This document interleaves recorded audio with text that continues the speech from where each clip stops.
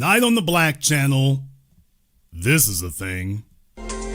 Stephen A. Smith, sports analyst and political commentator.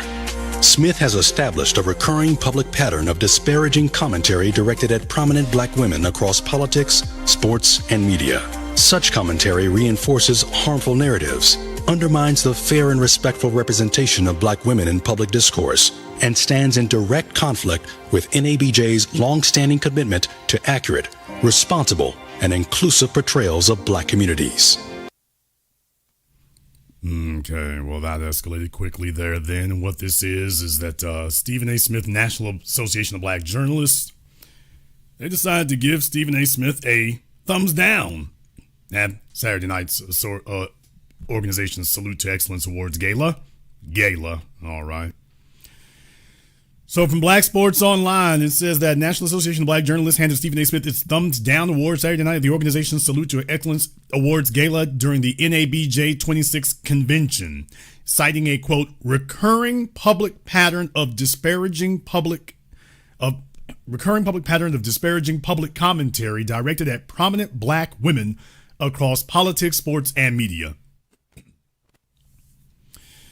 The recognition given annually to entities or individuals whose actions run counter to NABJ's mission landed just a few years after Smith and ESPN's First Take were featured guests at the same organization's conventions. In 2024, First Take broadcast live from the NABJ gathering in Chicago, where Smith cut short vacation time to appear and spoke warmly about the group's values. Quote, "You come to a place like the National Association of Black Journalists Conference and you're reminded of what togetherness is all about. How there's strength in numbers and unity," Smith said at the time. So, yeah, that happened. Well, Stephen A. Smith is aware of this. He is aware of this, and he has posted on Twitter, "This is the epitome of Christmas arriving early. The NABJ wants to call folks out. Fine. You had your turn. Now mine is coming. And make no mistake, I'm coming. Let's see who really deserves a thumbs down when it comes to the black community after I say my piece. Remember, NABJ, you asked for it. I've shut my mouth for years. Now y'all started something." So it'll be interesting to see how that goes. However, as you all can probably tell, that's Stephen A. Smith. Of course, we can all agree about his certified platinum plated coon status. That's not the issue. The issue is when it comes to these old niggas, and particularly these old buck dancing, boule, divine nine, old world, country thistle wearing organizations out there. They are basically black front people for white interests, white controllers, white moderators, white corporations. And this is particularly egregious. I've been saying for some time that I was going to be having a program about the need for delineation, that while we are delineating from folks out there who are off code when it comes to being black, we also need to make sure that we delineate for those who are off code, who hyphenate their sexual or gender status. And deal with it, nigga. Just like we have taken it to folks out there, because every time we take a look around and see who it is who's saying a bunch of weird, wacky stuff, they have our skin tone, but they're saying a bunch of weird, wacky stuff. And then next thing you know, whenever we're having a conversation, those same people, curiously enough, consistently always, we're talking about black, we are beating the hell out of white supremacy, we giving them the bricks and the bats, we got them on the ropes.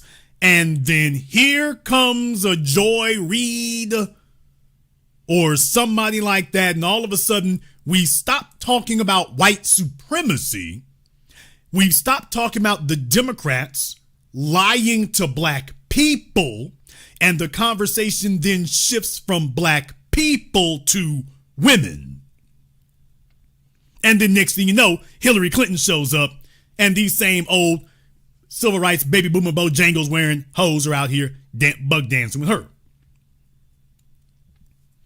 So tonight is my program addressing the need for delineation from the so-called black feminists or black feminist sympathizers or black feminist adjacent.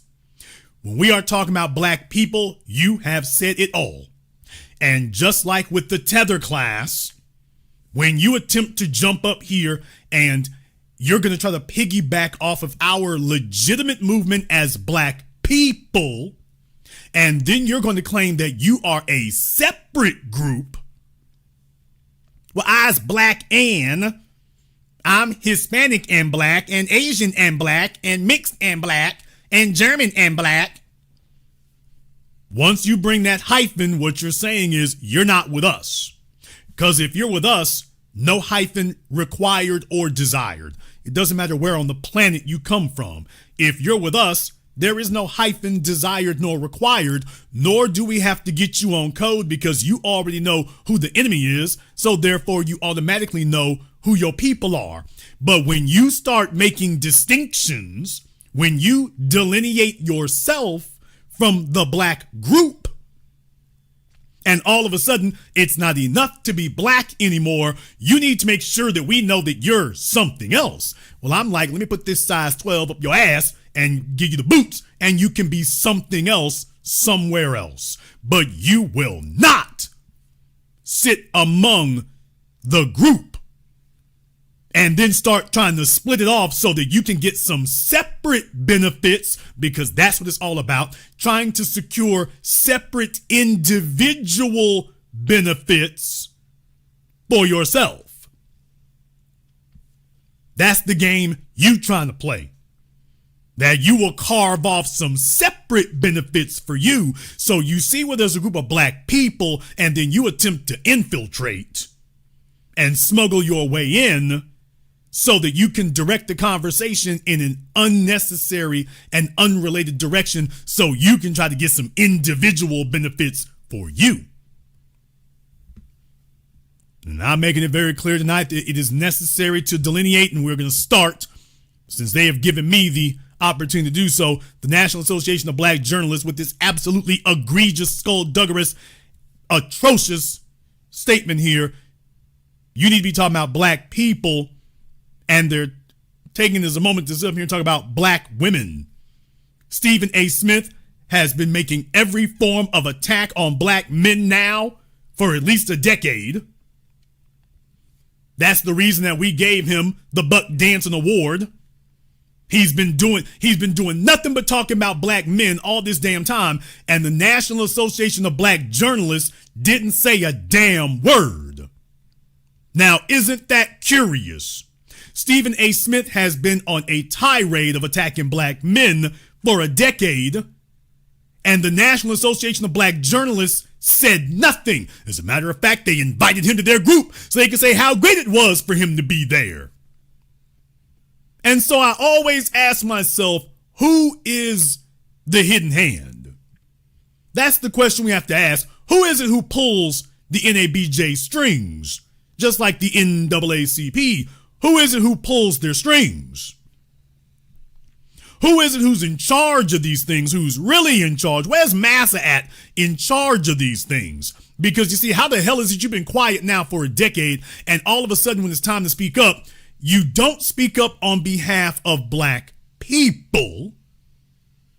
You have nothing to say on behalf of black people, which is where the issue is firmly, squarely centered. It's about black. All of a sudden, you're only concerned about black women. I need you all to understand that this will be a subtle form of social badgering and bullying and brainwashing. Bullying and brainwashing. That as men, we're supposed to say all of a sudden, the men are okay, the men are all right. We really need to elevate the women. We really need to understand that the black men, you okay. Remember, the black men are the white people of black society. Who is it who are these folks who keep trying to push this anti-black agenda? Black feminism is an anti-black agenda. Because the problem is, you find a black feminist and you find a white ass-kissing bed hoe. Damn! Every time you find one of these so-called black feminists, she's got a white man in her mouth. I said it. So just understand, when you see those folk in particular blowing that horn and sounding that whistle, those are the folks we talking about right there. Those are the ones that every white politician and every white newspaper editor done seen her little ass naked over the last 5 decades. And so now when they get together with their aged out fish fry conventions, all of a sudden they're angry and mad about it, and they're trying to push some anti-black agenda disguised as quote unquote looking out for black women. Why have they not been looking out for black men then? If you're so concerned about that, why is it that you've been oblivious to this now for the last decade? Because you're the anti-black ones. And you thought you saw an opening here. And remember, I need you all to understand how white supremacy, and particularly the coon class, you see, there's a reason why we are in the leadership position we have been and will continue to be so, because you see, we don't tolerate coons among us. And deal with it, nigga.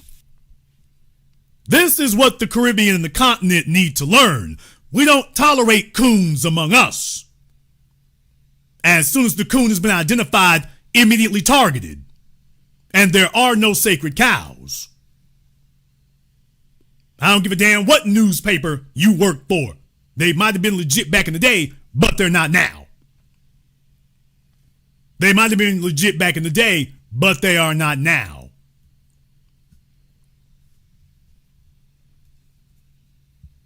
Remember, it was railroad magnate Jay Gould who said that I can pay 50% of I can pay half the poor to kill the other half.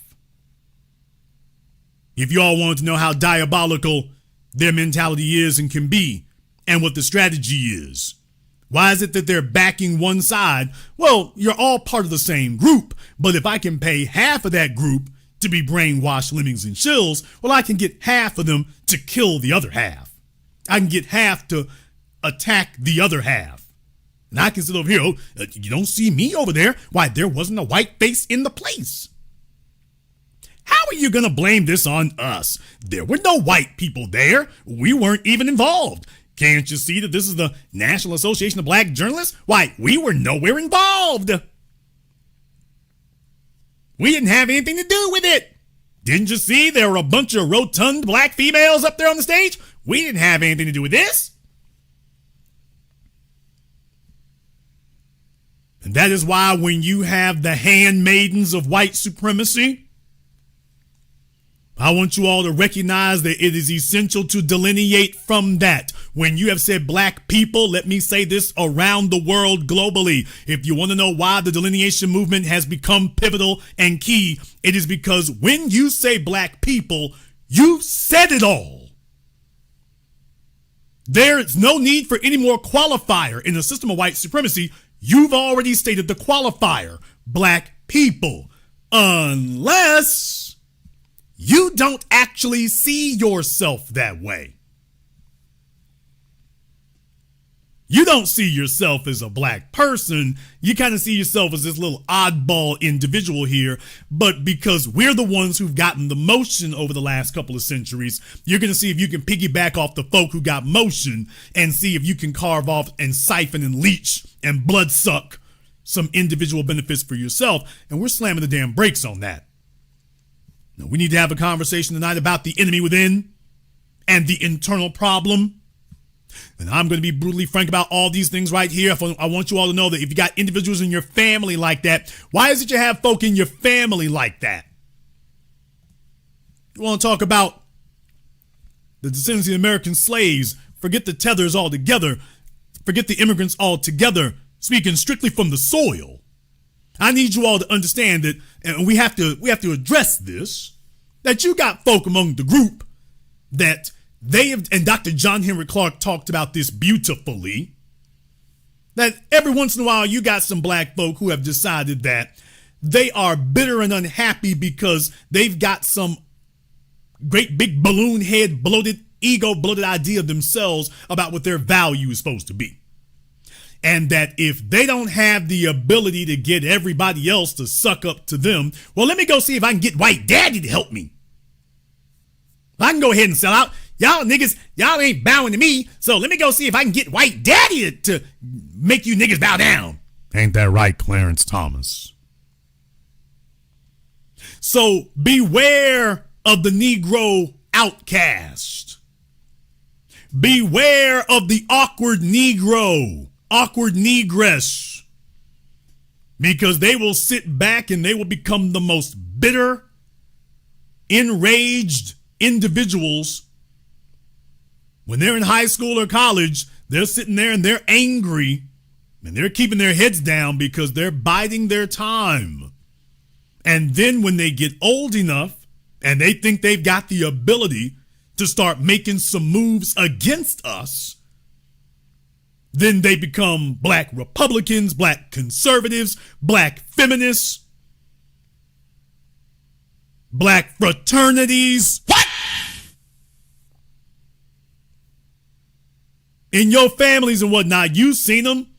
That old oddball ass uncle with his damn Ford F-150 truck from 1972. He was giving Fox News talking points before Fox News was a thing. Well, why didn't y'all recognize it when he was younger? Well, he didn't feel that he was safe. See, when he was younger, when he was in elementary school, everybody could check him on the spot. And rather than him recognizing his being off code, he instead decided, okay, well, I'll lay low. And next thing you know, they start leaking out these little old greasy, slimy statements. Well, you know, the problem is we be shooting up our own neighborhoods. The problem is we be shooting up our own neighborhoods. The problem is these black women don't be acting right. The problem is y'all niggas on the corner, y'all just lazy. Did you see how that changed? I want you all, I didn't say those three sentences out of nowhere. Did you see how they changed? At first it was, we shooting up our neighborhoods. By the time you get to the end, when he thinks he's bold enough and safe enough, then it turns to y'all shooting up the net. Y'all on the street corner. Y'all is lazy. See, when they don't think they're safe, they understand, okay, if I blow my cover, you blow your cover out the gate, everybody sees the coon that you are. So they try to ease their way into it. So first they talk about is we is our worst enemy. We be shooting up neighborhood. And then next thing you know, it starts to migrate away. The next thing you know, he's telling you, y'all. See, he's okay and he's all right. It's y'all who are the problem.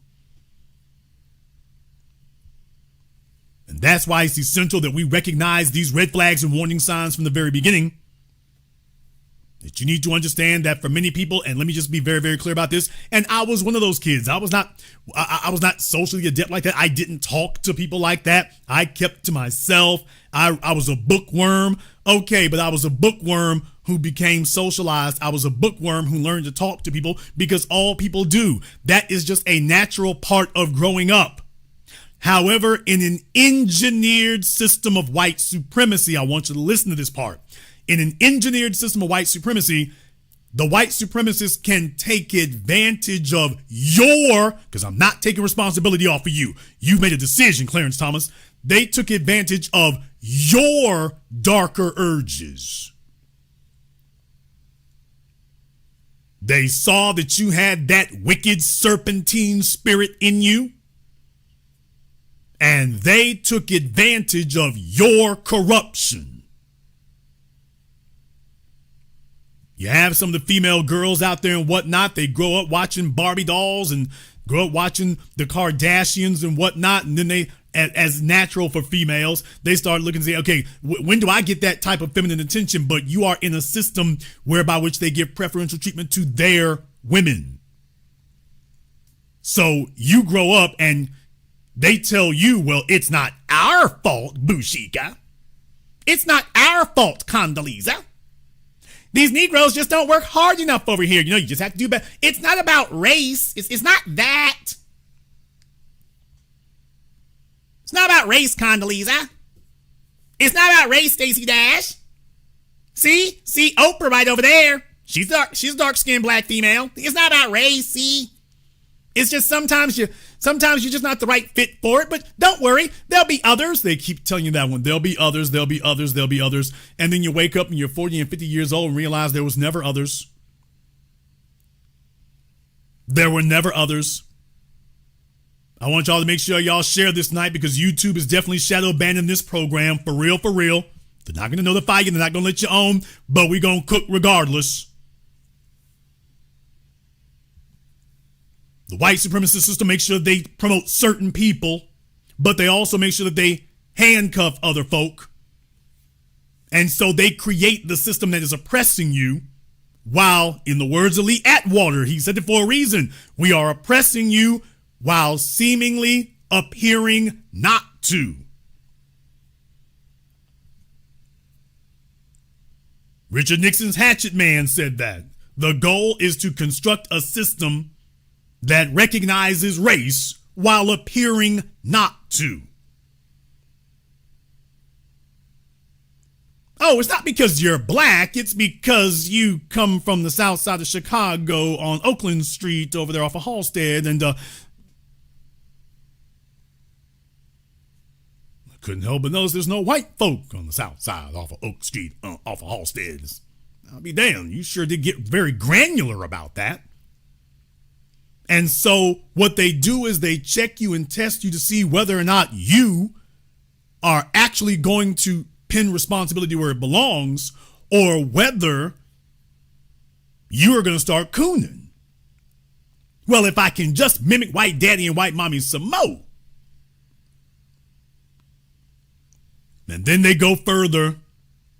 See, there was something that they also learned. They also learned that if they feed your ego, Dr. John Henry Clark, the disease of ego starvation,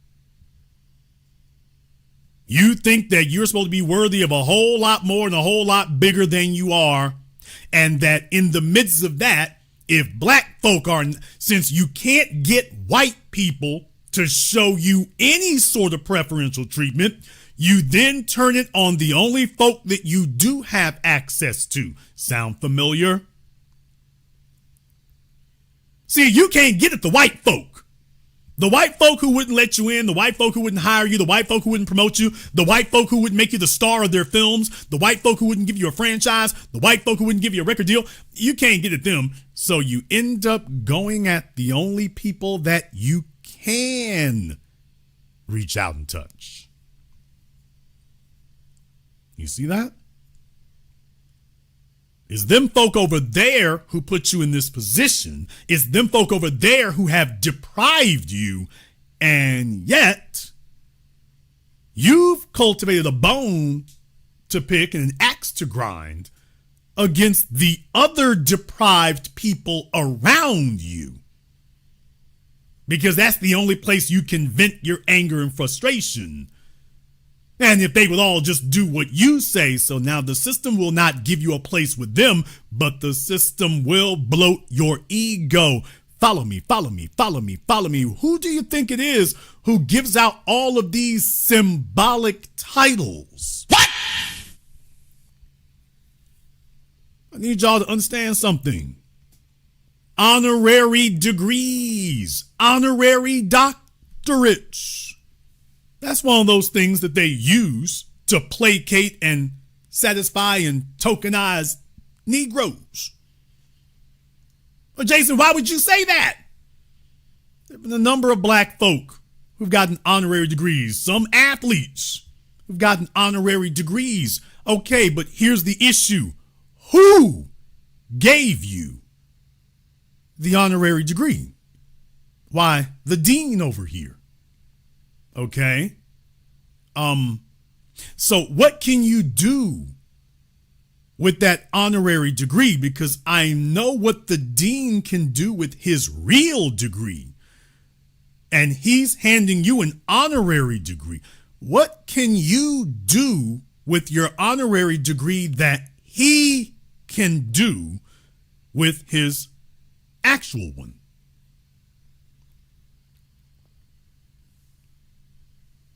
Huh. Okay. Was just checking. Well, no wonder he was so eager to hand that to you. It looks great, but it doesn't actually do anything.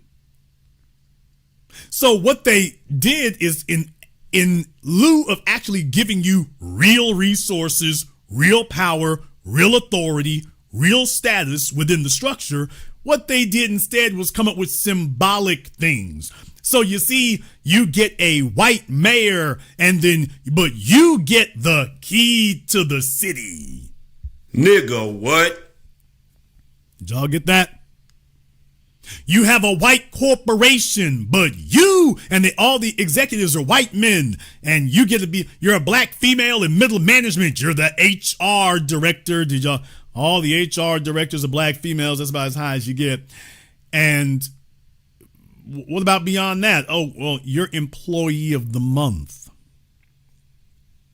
We're going to have a banquet, and we're going to have a potluck, and we're going to have some certificates, and we're going to give you a plaque, and you'll get to pose and take a picture with one of the regional vice presidents. Titles.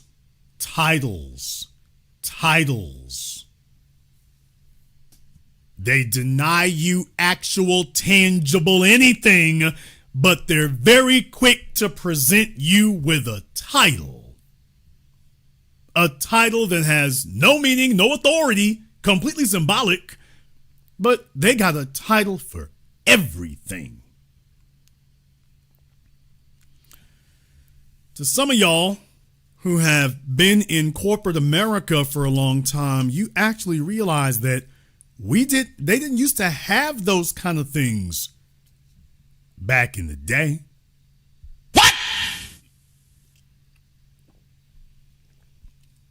You all do know that was something that was created and invented. I want to teach you all something. That was created and invented by corporate consultants. It was corporate consultants. You see, here's the thing. Let me go ahead and run the clock back for you here. The American industrial base begins splintering in the 1960s. You come out of World War II, you're at a high, but in reality, it's all been downhill since then. We get to the 1960s, 1970s in particular. We start the process of downsizing, outsourcing. It kicks into overdrive because government policy changes to make it all easier. Everything from the 401k to international tariffs. Ronald Wilson Reagan becomes president, and next thing you know, downsizing and outsourcing become the law of the land. Corporate America makes a full court press. And the previous 80 years that has seen the corporations bragging about how well they work with the employees, the corporations now began bragging about how adversarial to the employee that they were, starting with the black ones. Jason, where's your proof of that? Y'all don't really want to start this. But let me go ahead and give you all a reminder. And for your little white supremacist friends, or some of you who are sleeping next to white supremacists now, you all can go ahead and talk about this and just try to explain away why this is. Folks, take a look at where all of your closed, I'm reminding you all again, take a look at where all of your closed General Motors, Ford, and Chrysler car plants are. Take a look at where in the last century where they built all their car plants. Now take a look at the ones that they closed over the last 40 years. You're going to start to see a pattern. Flint, Michigan, Michael Moore did his first documentary, Roger and Me. Flint, Michigan, Detroit, Michigan, Lansing, Shreveport, Louisiana, Atlanta. We can go down the list. All these places of all these old car plants, take a look at the ones they shut down. It reads like a who's who of black cities and neighborhoods. It's a who's who. Wherever the black ones were, That's where they went and cut the cord. Now, inversely, take a look at where they're building, quote unquote, new car plants today. Whether it's Elon Musk, Volkswagen, Hyundai. Take a look at, we've already covered this on the program. Take a look at where General Motors engine plant is up there in New York State. Where they're building the new car plants. They didn't go back and just reopen on the footprint of the car plants they already had. They said, oh, no. We're just going to build a new one. And what did they do? Why, this time they're all rural areas, suburbs, way out somewhere. Now, don't worry, you and your white supremacist friends will just say, well, that's just a coincidence. Well, that's just planning. There's always an excuse to excuse away and explain away white supremacy. It's always an excuse. What you can't explain is why in the world you didn't just reopen the plants you already had. Here in Shreveport, they were doing $1 billion expansion on the plant where they were building the GMC Sonoma and the Chevy Colorado. I think it's the Colorado and the Canyon now. The Chevy Colorado and the GMC Canyon. Right here in Shreveport, they were in the middle of doing $1 billion expansion and upgrade on it, and then General Motors filed bankruptcy in 2008. Okay, they still build the Colorado and the Canyon. They moved it to Ohio. They shut down the plant in Shreveport and moved it on out to Ohio. Well, yeah, right as Shreveport tipped and became a majority black city, amazingly, at the same time when Shreveport's demographics officially shifted and became a majority black city, that's when General Motors says, oh, we got to file bankruptcy, pack up the plant. Stop right where you are. But sir, we're doing $1 billion expansion. I said stop, damn it.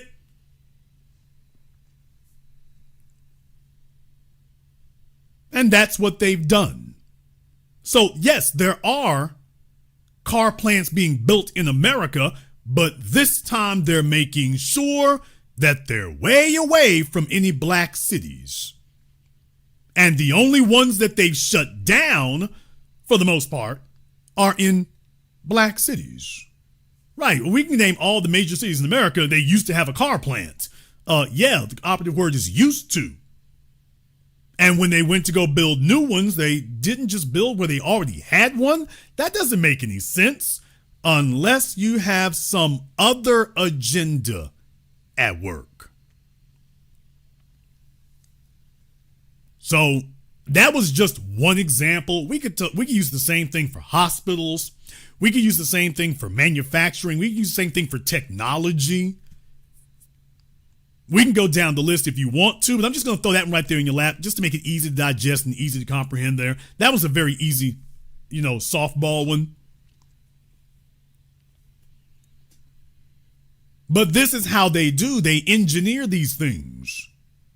So you had corporate consultants when America kicked off its downsizing / outsourcing trend across the board. What happened, however, was for the employees who remained, while they were unhappy, they were disgruntled. You're stifling wages, you're shutting down plants, you're laying off people. You're creating the urban dystopia that currently exists. So the corporation started hiring consultants. And when they brought the consultants in, they asked the consultants for a specific strategy. But what's the strategy? We need our employees to remain being motivated, remain being hardworking, remain being productive without increasing their pay. What? Now, that was the goal. How do we get the remaining employees that we have who see how we're screwing everybody?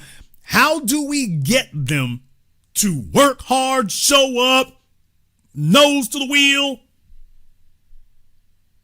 How do we get them to remain equally dedicated until we finally fire and lay them off?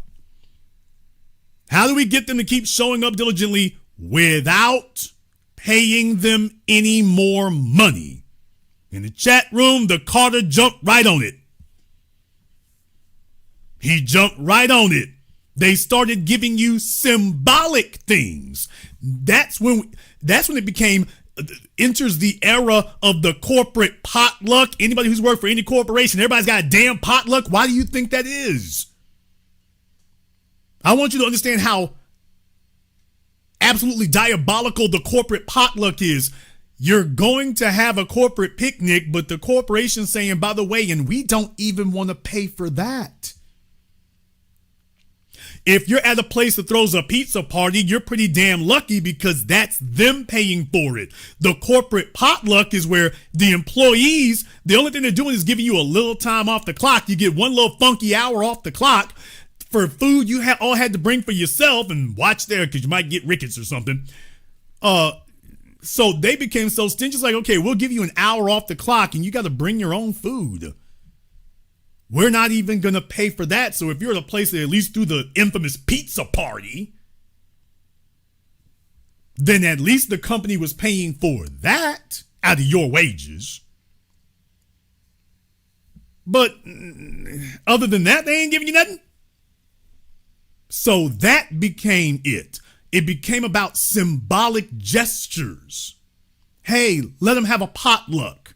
Hey, just limit it to 60 minutes though. Hey, give them an employee of the month. I mean, how much would a raise cost you? Well, that would cost several $1,000s a year.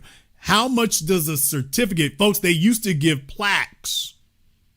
Y'all remember they used to give you a plaque? Now they just give you a funky little ass paper certificate with one of those dollar plastic frames that you can go pick up at Walmart. So all told, it's like $1.50. Here's your $1.50 certificate of appreciation. You're doing a great job, man. Now, there's no raise that goes with that. There's no money that goes with that. There's no benefits that go with that. No extras. Just, we're giving you recognition. That was what the consultants told the corporations. If you're not going to give them more money, then you need to give them a reward which has some sort of, if you're not going to give them financial satisfaction, you have to give them something that has emotional satisfaction. So by saying that they're employee of the month, they begin turning their attention toward other employees. Well, I'm doing better than the rest of you. Hey, take a look at this. I'm serving better than the rest of you.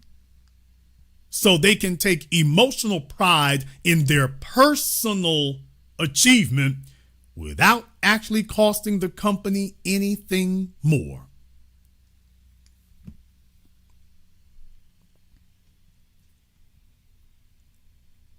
Now, meanwhile, the corporate bosses at the top, I want you all to understand, in corporate America, I mean, they were and are making 1,000. Hell, to be totally honest, I'm way behind. By the way, I'm way behind. It's been decades since I was a part of any of that. I am way the hell damn behind. It's been decades since I was a part of any of that. Back in the day, they used to pay the CEOs like Randall Stevenson at AT&T. He used to get $20 million a year, which was literally 1,000 times what the average AT&T employee was making. Randall Stevenson was getting $20 million a year. It would take the average AT&T employee 1,000 years to make what Randall Stevenson made in 1 year. And he was there for a long time. It would take you 1,000 years to make what he made in 1 year. So in other words, it would take you 10,000 years to make what he made as CEO. 10,000 years. And they're telling you that that's not enough for him. He needs some more. Okay, well, folks, that's old now.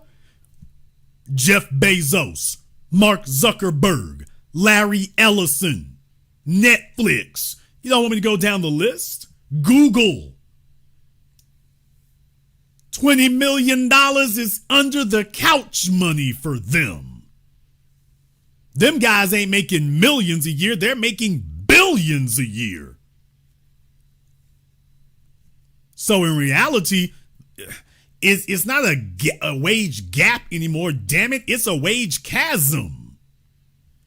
So how do they keep you quiet and compliant while Elon Musk is taking $1 trillion to go spend on his baby mama hoes and whatever wild ass screwbrain idea he comes up with next to fleece people? Well, here's your recognition. Hey, we're going to have a get together there. All the employees are going to get together and we're going to have a spirit drive. And everything is symbolic, symbolic, symbolic. And here's the issue. It doesn't work on everybody. However, there's a certain number of people that it does work on. There's a certain number that it does work on.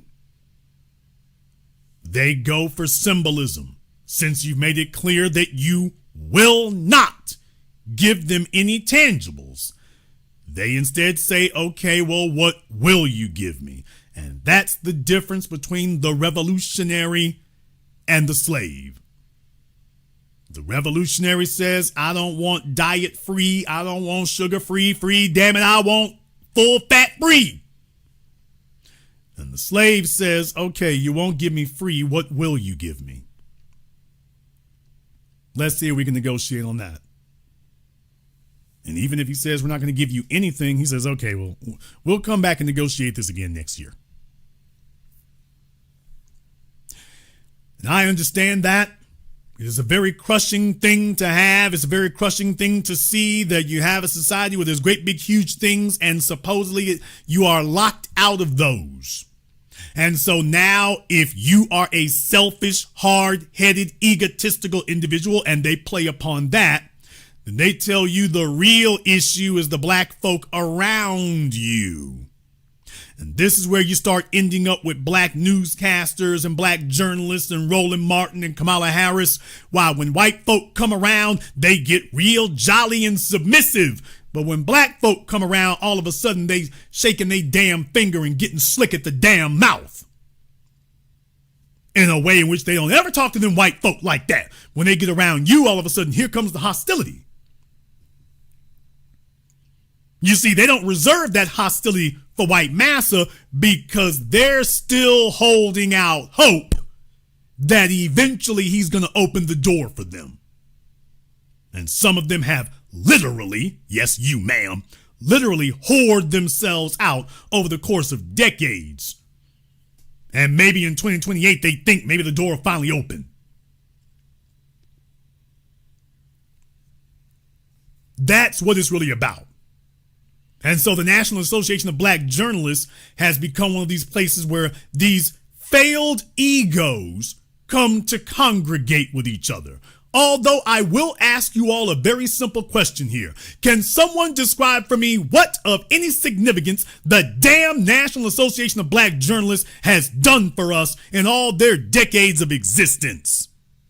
Nigga, please. You have a bunch of so-called black journalists there. What have they formed? What have they put together? Where's their network? Where's their funding? All them aged out hoes they got up in there, and none of you have wrapped those aged thighs around an investment banker? Ho, please. None of you? I got a damn excuse. I'm from Shreveport, Louisiana. It's a bunch of you who were born and raised in New York, D.C., Atlanta, Chicago, L.A. What the hell is your excuse? What's your excuse after all these decades? You all get together each and every damn year and ain't nobody assembled any funds? You know, I got a better idea for you ass-kissing clowns. And yeah, I said that. You know what you all are refusing to do? You want to give a thumbs down to Stephen A. Smith. I got a question, folks. Have they given a thumbs down to Byron Allen? Damn!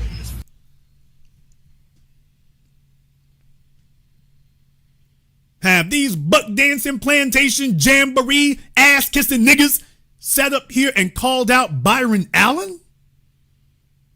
You know Byron Allen, who's been sucking up and kissing ass for over half a decade now to try to strong arm and I can't say extort, but he's tried his best to.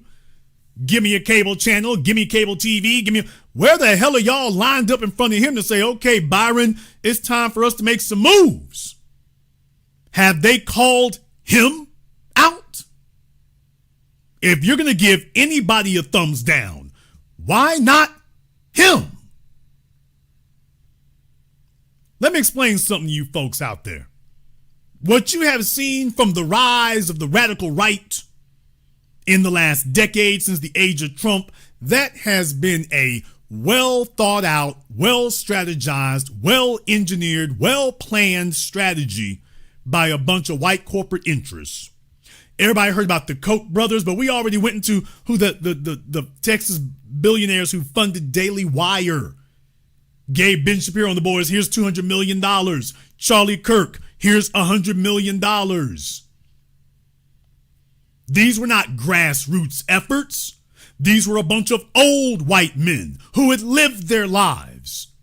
And they at least held back $1 billion to invest in the blatant cause of open white supremacy.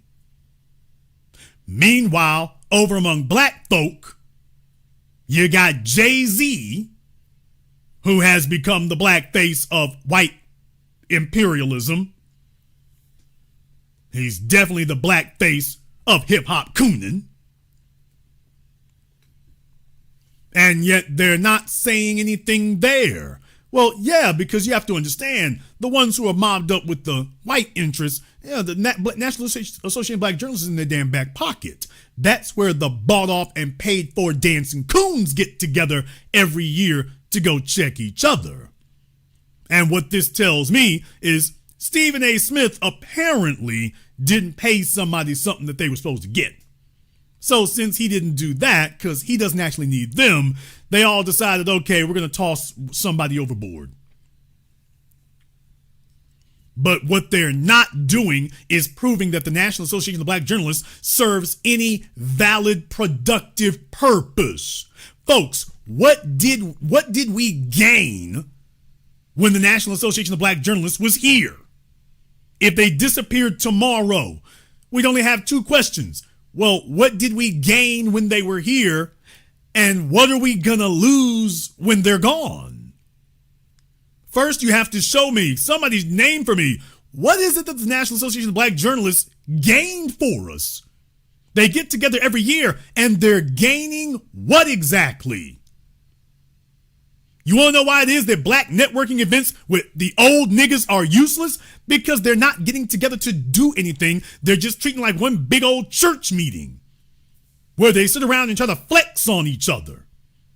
And everybody wants to go grab the microphone. And they had Hakeem Jeffries there, which lets you know how illegitimate they are. That's all they're doing. What they're not doing is anything productive. They're not doing that.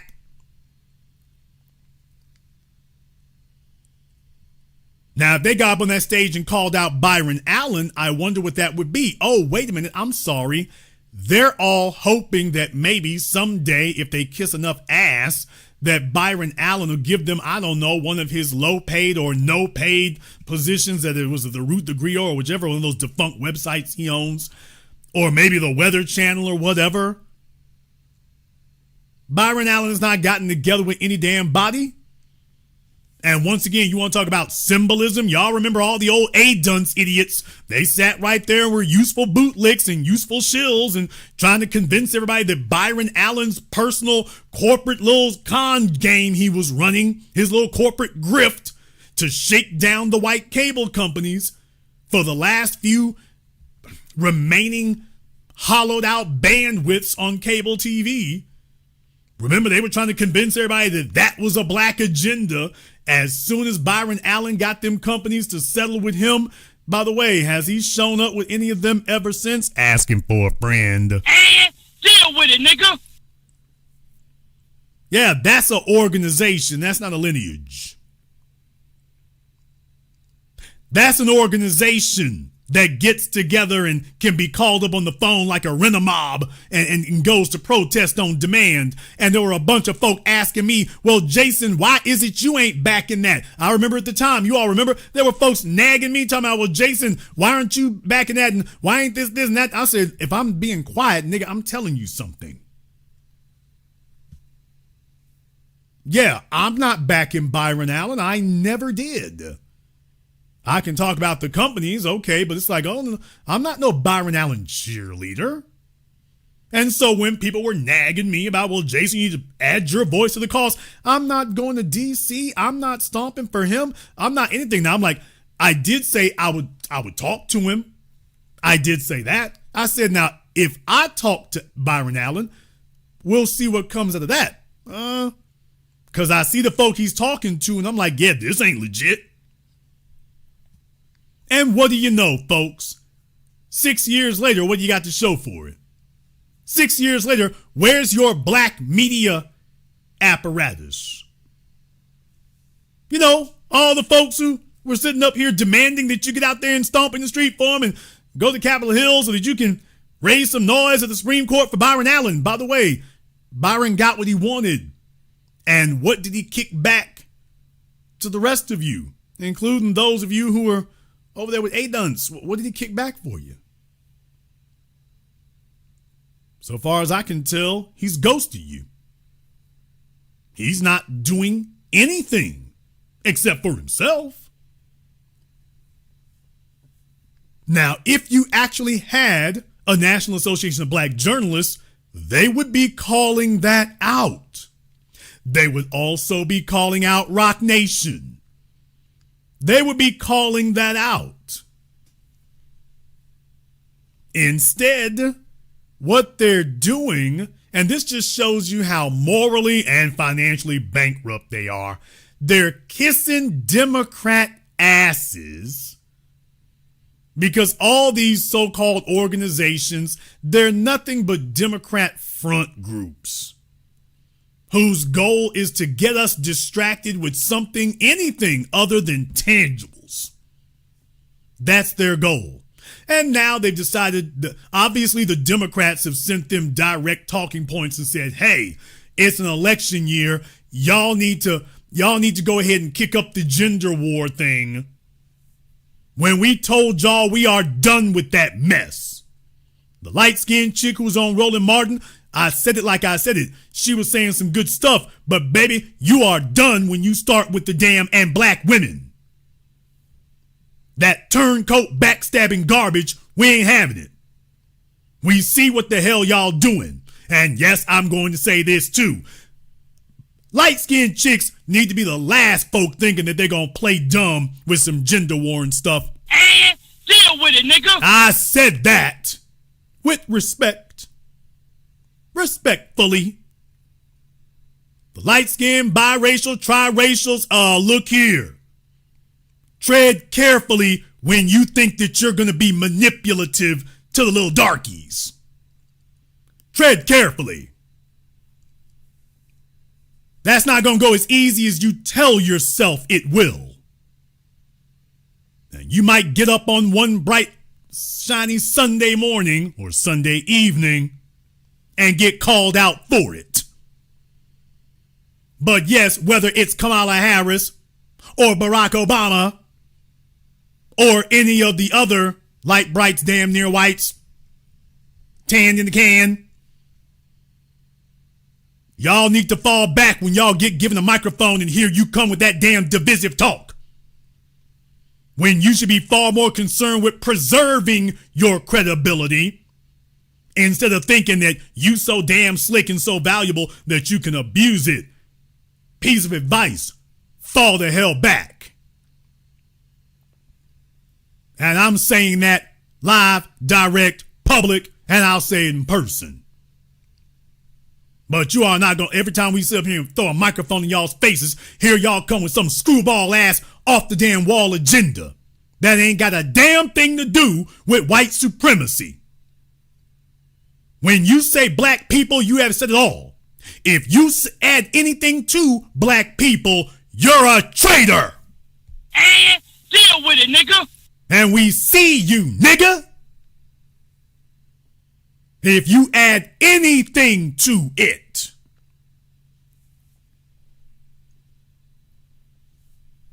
That little con job ass game y'all keep playing.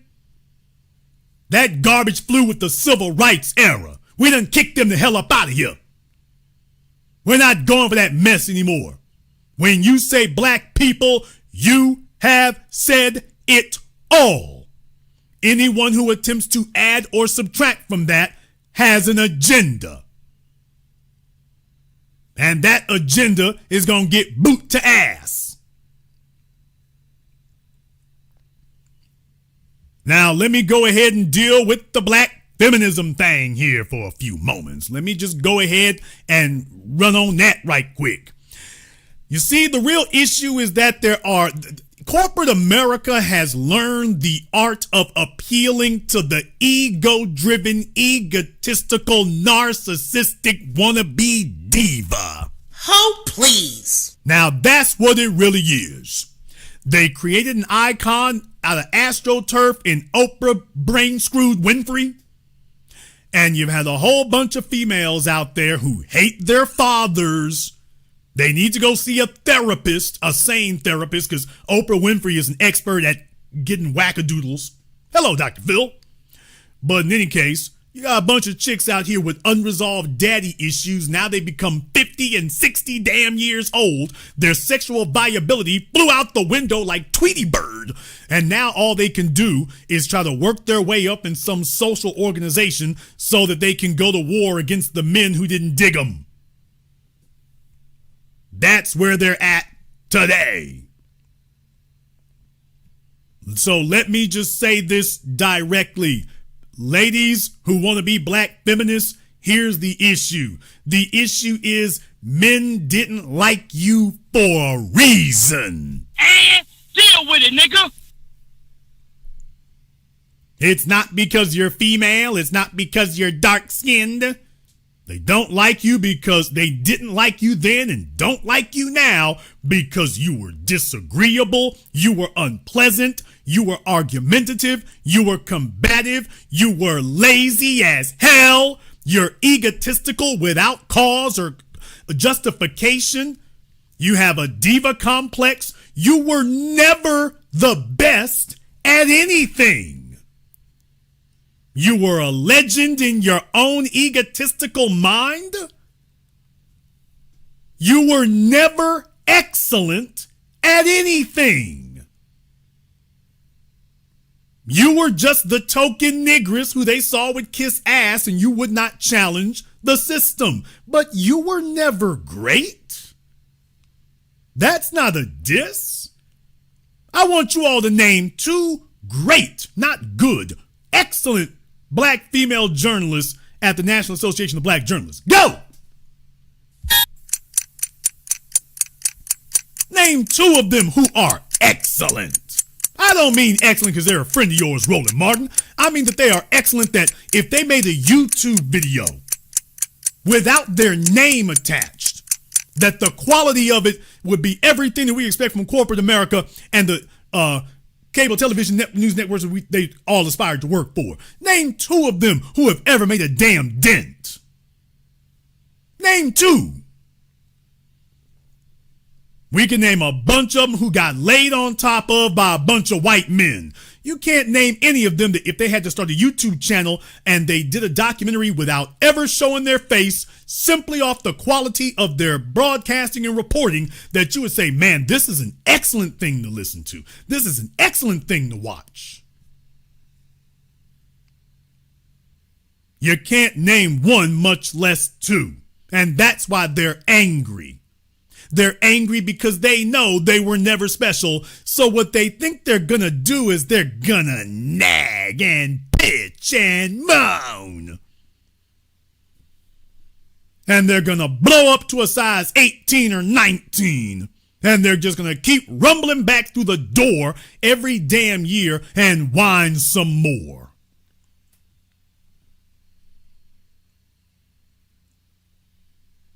Gwen Eifel's not there anymore. Condolences. Gwen Ifill's not there anymore. Didn't have anything then, don't have nothing now. So they get to, these places give them a stage to come attack black men for the purposes of destabilizing black people. Because what they're terrified of is what they've seen is that black men have taken the leadership position in carving out what will be the discussion and the narrative outside of the Democrat Party, outside of the Republican Party, outside of the very political system itself. And so they've sent these other folks to say, hey, you look like me. Don't listen to them. Why, our answers are in the feminist movement. Our answers are in the Democrat Party. If we can just get Kamala Harris to come down from the mountain and come talk to us this weekend, why, everything will be better. That's the strategy. And the people spearheading it have spent decades failing us. They have no wins. They've worked for some of these corporations. Basically, their office was the damn janitor's closet. And when you sit them down to say, let me talk about your reporting, they don't have any. You want to know what makes the Black Channel different? I actually do investigative journalism. I actually look into things. I actually look up documents. I actually do that. That's why I've had 4 documentaries. I actually do that. Goldie Taylor couldn't get off the ground. Joy Reid can't get off the ground. We actually do investigative journalism here. We actually dig. We actually bring up facts. We actually bring you information that you weren't told before. We actually do that. These other folk who work for big corporations and can't even wash their ass, much less go on location somewhere. I said that. And deal with it, nigga. We were out there on the ground after Charlottesville, after Ferguson. Roland Martin was scared to death to leave his studio. Joy Reid, no different. So how in the world is it these folks are going to sit here and try to lecture us? They don't even speak for black women. They're not black feminists, they're black failures. And what they're trying to do is say the reason that we failed is because y'all is all sexist. It's not because you are incompetent. It's not because of that. No, it's got to be because, you see, y'all is sexist against us. In the chat room, Jay Willetta, I'm so glad you asked that. Why don't we get you up here on Zoom and you can ask that question directly. So we will give you 2 minutes here. Remember, you represent the contrarian opinion there. If you run, you're going to prove to everybody that Jason's actually 1,000% right. So just understand, they're all depending on you now. I'm not going to defeat their position. You're going to defeat it if you don't stand by it. So now that you've said it, now you got to do it. So Jay Willetta, you got 2 minutes to be on Zoom here. Let's go ahead and get that up for you. And by the way, the National Association of Black Journalists would never, ever in a million years, Roland Martin included, none of them would ever do what you're seeing and hearing here now. We will give you a way to directly contact us live, not recorded, in front of everybody. You can do that live right now in front of everyone. So Jay Willetta, you got 2 minutes to be on Zoom here. The link is in the chat room. So go ahead and get on up here and we'll be glad to have that conversation with you. Since you asked the question, obviously you would not be so disingenuous as to destroy your own side's position and not just come up and directly ask the question to the source. Why? If you don't do that, I don't have to destroy you. You've done it yourself because, well, you had the opportunity to call and ask them yourself. Because let me tell you here, there's a reason why they will not open themselves up to be called, because they're terrified to death that I might call in. And that this conversation is not going to go very well. It's going to go very bad right in their faces because they would lead you to believe they actually had the answers and they had a legitimate position. No, they don't. No, they don't.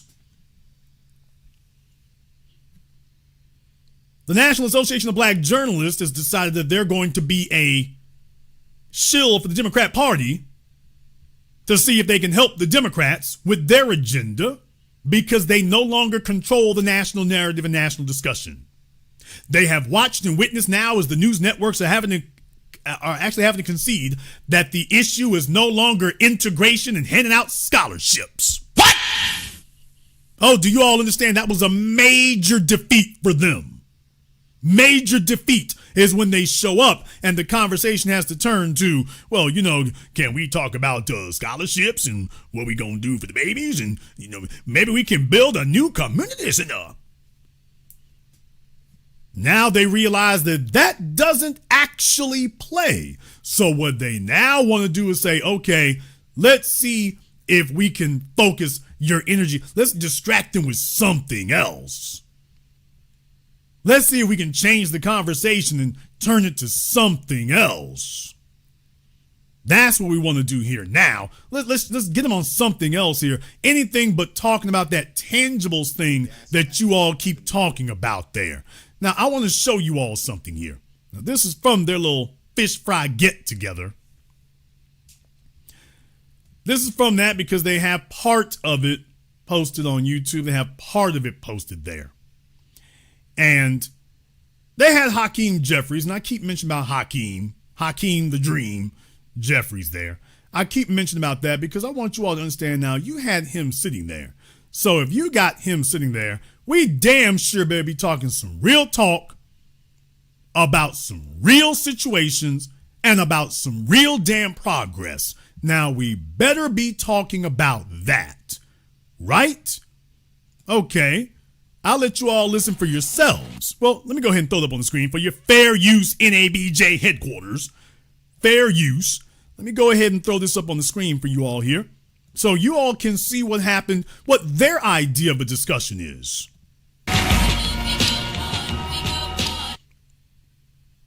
First of all, the fit, y'all. The fit. Okay. Yeah, it's a clown show now. It is just a damn clown show.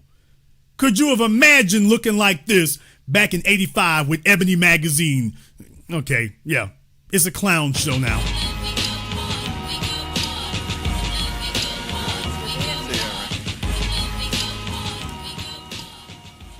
And the music, y'all. What the hell? All right, now do you want to go ahead and get your Knicks references out of the way before we get started, or what? This is what these bull-jiving ass, boule, butt-kissing, butt-dancing ass niggas do when they get together. They start with the damn bull jive. Look at how he's dressed. Yeah, we can have a lineage discussion later. Look at how the hell he's dressed. It's all a big-ass clown show. He's fluorescent blue, she's fluorescent pink, and they're all fluorescent cooning. All of y'all get it out of your system right now before we get started. Orange and blue skies. Now, also, before we get started, I should note that this audience can submit questions online. So what you want to do is you want to look for the prompt to do so on your NABJ app. It's under the Newsmaker Plenary event. Okay? All right. Do any of you have the NABJ app? Asking for a friend if any of you have downloaded the NABJ app. Since you said that you could submit questions with them, I'm just wondering. Well, Leader Jeffries, let's get started. Now, you're about 82 days out from the midterm elections, which are going to decide which party controls Congress. But today you're here with us in Atlanta, Georgia, in a room full of black journalists. What is your message to this audience in this moment? Well, good morning, everyone. Thank you, Erin, for your leadership, and to NABJ. Thank you for what you do. This is a moment of peril, but a moment when the press overall, and I think the black press in particular, is needed. Your independence, your voice, your authenticity, and your connection to the communities that you... Okay, let me tell you, y'all just saw what happened right there. What would you like to tell us? Okay, when Donald Trump showed up there, that's not what you did. So I'm just like, okay, if you found that to be just as urgent when Trump was there, why is it not 5 times as urgent with Hakeem the Scheme Jeffries here? So just coming right out of the gate is bull jive. What would you like to tell us? Nigga, you can tell us about the tangibles and about what you've been doing to obstruct them. So they just automatically, this is just basically a political rally disguised sloppily as a journalist convention. Cover, as well as to the country. Our journey as African Americans, of course, has been a freedom struggle from the very beginning, and we've been on a long walk toward our journey, Hakeem? Ours? Once again, we got to find out who are you referring to when you say ours. Exactly what and who is the our you're referring to? toward freedom, with fits and starts, with progress and backlash. That has been, the reality of our walk over the last 250 years. But every step of the way, the black press, in covering that journey authentically, has been an important part of making sure that truth is being spoken to power.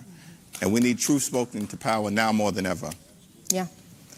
And what do you see the role of black journalists in doing that? These niggas are so damn dilapidated they can't even clap for it. So here's what do you see as the role of black journalists? We ain't asking a damn sensible question yet. Not one. You want to know why you idiots can't get hired anywhere or represent anything? Because you're incompetent. Especially with the truth being under attack and under threat from the highest levels of our government. Well, in my view, what we're dealing with in terms of the opposition right now is three diabolical elements. Facts don't matter. Hypocrisy is not a constraint to their behavior. These extremists will say one thing and then they'll do the exact opposite. And I'm convinced that they believe that shamelessness is a superpower. So when you're okay, you could be talking about Nancy Pelosi right there, Hakeem. So, and yourself, by the way. Dealing with that kind of adversary, or at least that kind of entity, the Trump cartel, sitting in the White House, highest office in the land. I want y'all to understand, this is the National Association of Black Journalists' idea of hard-hitting journalism, people. This is their idea of journalistic integrity in the interest of the people. This is what they think that is. This is what they think it is. Change, renewal will continue to be an important part of the story. And that energy is being brought to the House in a variety of different ways, including from our progressive members. Yeah, I mean, I think we could see that with these midterm elections in November. You've got the Democratic Socialists of America, DSA, with several candidates who are on the ballot headed into these midterm elections. Your thoughts on what that energy, how that represents some of the change that you are talking about that's happening in the progressive wing of your party? Yeah, so I think we'll see, what happens in terms of what the caucus looks like on the other side of the midterm elections. Certainly our focus right now is making sure that we win as many seats as we can in November, flip as many red seats blue, and take the gavels back so we can actually function like a check and balance on an out-of-control administration, as opposed to what Republicans have been doing, which is a reckless rubber stamp for Donald Trump's extreme agenda. Entirely inconsistent. I mean, do y'all hear this nigga babbling? Jason, why are you letting this play? To show you all he's not saying anything. And she didn't demand anything either. You got him sitting there all this damn time and he ain't said nothing. And you're not, worst of all, you're not asking him any damn sensible questions. What do you mean? I mean, folks, she's asking him political questions. She's asking him about what the Democrats are going to do. And there's the DSA and what are y'all going to do for the midterms? These are political questions. That's not in the interests of black people. So these are nothing but con-ass political rallies. And the worst part is it's a whack-ass political rally. What? Y'all, it ain't even a live jumping one. Oh, back in the day, we used to at least have some good ones. James Brown would be there. Earth, Wind, and Fire would be there. I'll be damned. They just go straight to lame. So if you're going to be a political rally disguised as a civic organization, at least be a good one. Good food, good music at least. Oh, boy, it's like being in a Haitian deli. Independent state. And then you got to figure out, how to make sure that people who have been breaking the law, U.S. law, are held accountable. And certainly that's the case with respect to settler violence in the West Bank that's out of control. Yeah. Well, I want to stay on the DSA for a minute because they're pushing a lot. Does anybody believe that Hakeem who is literally in the back pocket of the Israeli lobby. Does anybody think he's going to do anything to check Israel at all? Just wondering. Is there anybody who thinks he's going to do a thing to check Israel? Are held accountable, and certainly that's the case with respect to settler violence in the West Bank that's out of control. Yeah. Well, I want to stay on the DSA for a minute because they're pushing a lot of these progressive candidates, and many of them are loud about getting big money out of politics. What do you make of that push? What is your thought about that? I mean, folks, I want you all to understand this is their idea of journalism and the National Association of Black Journalists. Basically, these are questions that were given to them by the DNC. They brought Hakeem Jeffries there to do what Roland Martin did when Donna Brazile gave him the questions for Hillary Clinton. These are just questions that have nothing to do with black people at all. Absolutely irrelevant. This is a bunch of debate night stuff. What about black people? What the hell does this? 4 questions in, and she hasn't asked a damn thing about black folk here with her zoot suit. And deal with it. Good grief. She's looking like the curtains I had at the Casa del Mar. And you're asking these kind of questions. No, this is the nice version of me. This is nice. You got Hakeem Jeffries there. We're asking bullcrap questions. And we support full repeal of Citizens United. You can only bring that about in 2 different ways, either a constitutional amendment or a change in the Supreme Court. I think we're open to aggressively pursuing both. Got it. I want to let you all know you should still, for those of you who may have come in, please. Oh, not about that damn app again. Is she about to try to hawk that stupid app again? You can ask questions. You can submit your questions by using the app that is your NABJ app. You can go under Newsmaker Plenary and you can submit your questions. Please. Keep those coming, and we're going to try to get to some of those in just a bit. So, Leader Jeffries, even if your party wins back the majority in November, that won't change the White House. President Trump will still be in office. You've talked about your two sides, seeing your two sides. You talked about seeing the Democratic Party coming together on the other side of November, but do you see possibly Democrats and Republicans being able to come together to accomplish anything substantial? All right, y'all. So 5, 6 questions in, not a single syllable about black folk. So this is the type of stuff they get together. Now, why is it I am beating their ass tonight? Take a look at this scumbag ass title here on their video. NABJ 26. The new power structure with who's the new power? Black politics in the age of resistance. Nigga, what? Okay, there's only one person who's been beating the drum about the culture of resistance. They're talking about the age of resistance. Where the hell is the resistance on this stage? Hakeem Jeffries has no points on the board. He hasn't done anything. He's just been a typical DC politician. You can't name a single productive thing that he's done. Well, he's not Trump. We ain't falling for that garbage no more. And this is the NABJ. They got Hakeem Jeffries there and not asking a single relevant thing. 5 questions, 6 questions in, and hasn't asked a single relevant thing. Nothing about black folk yet. It's all about politics. So you're here to try to hawk Hakeem Jeffries on us and shill him on us. You're supposed to be talking to him about our agenda. And she's there to try to sell us on his agenda.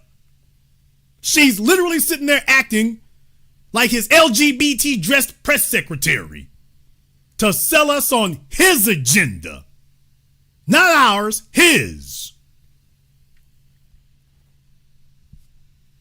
The National Association of Black Journalists is a coon-ass joke. And now they've exposed themselves as being part of the white apparatus to try to hawk on us black feminism, their gender war strategy.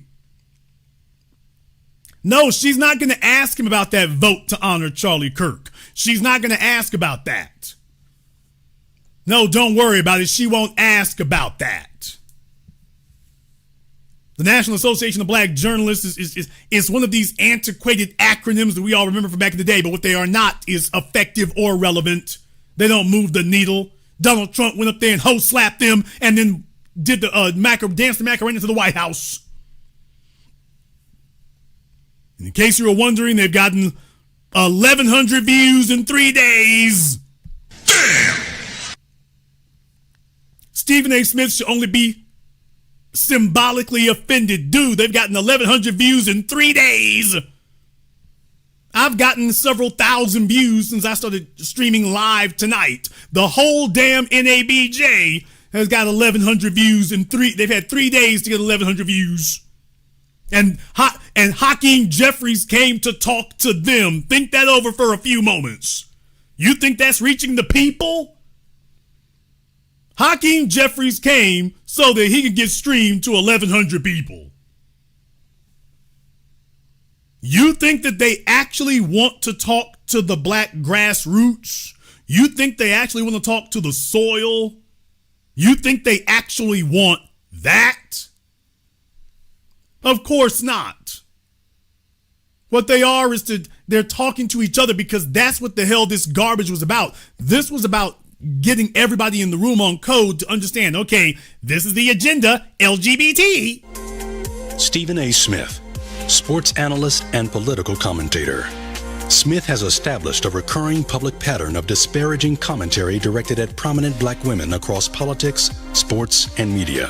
Such commentary reinforces harmful narratives, undermines the fair and respectful representation of black women in public discourse, and stands in direct conflict with NABJ's long-standing commitment to accurate, responsible, and inclusive portrayals of black communities.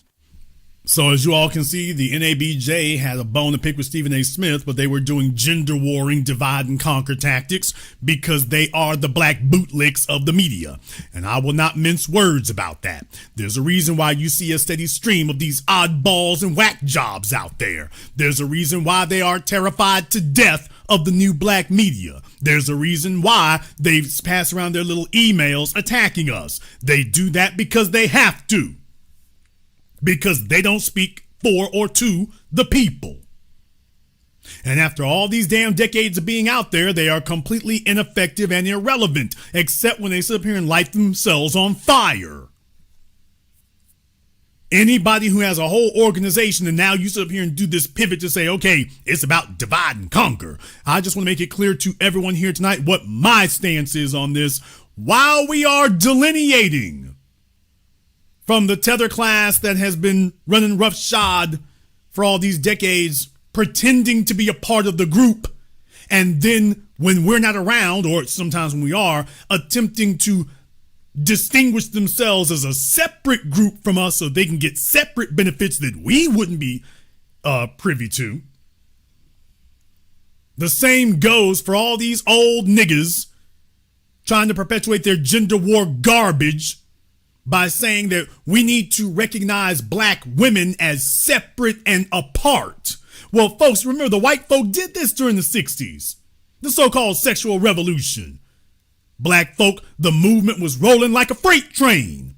And what did they do then? Hey, black women, you know, you're not like the men. You're oppressed too.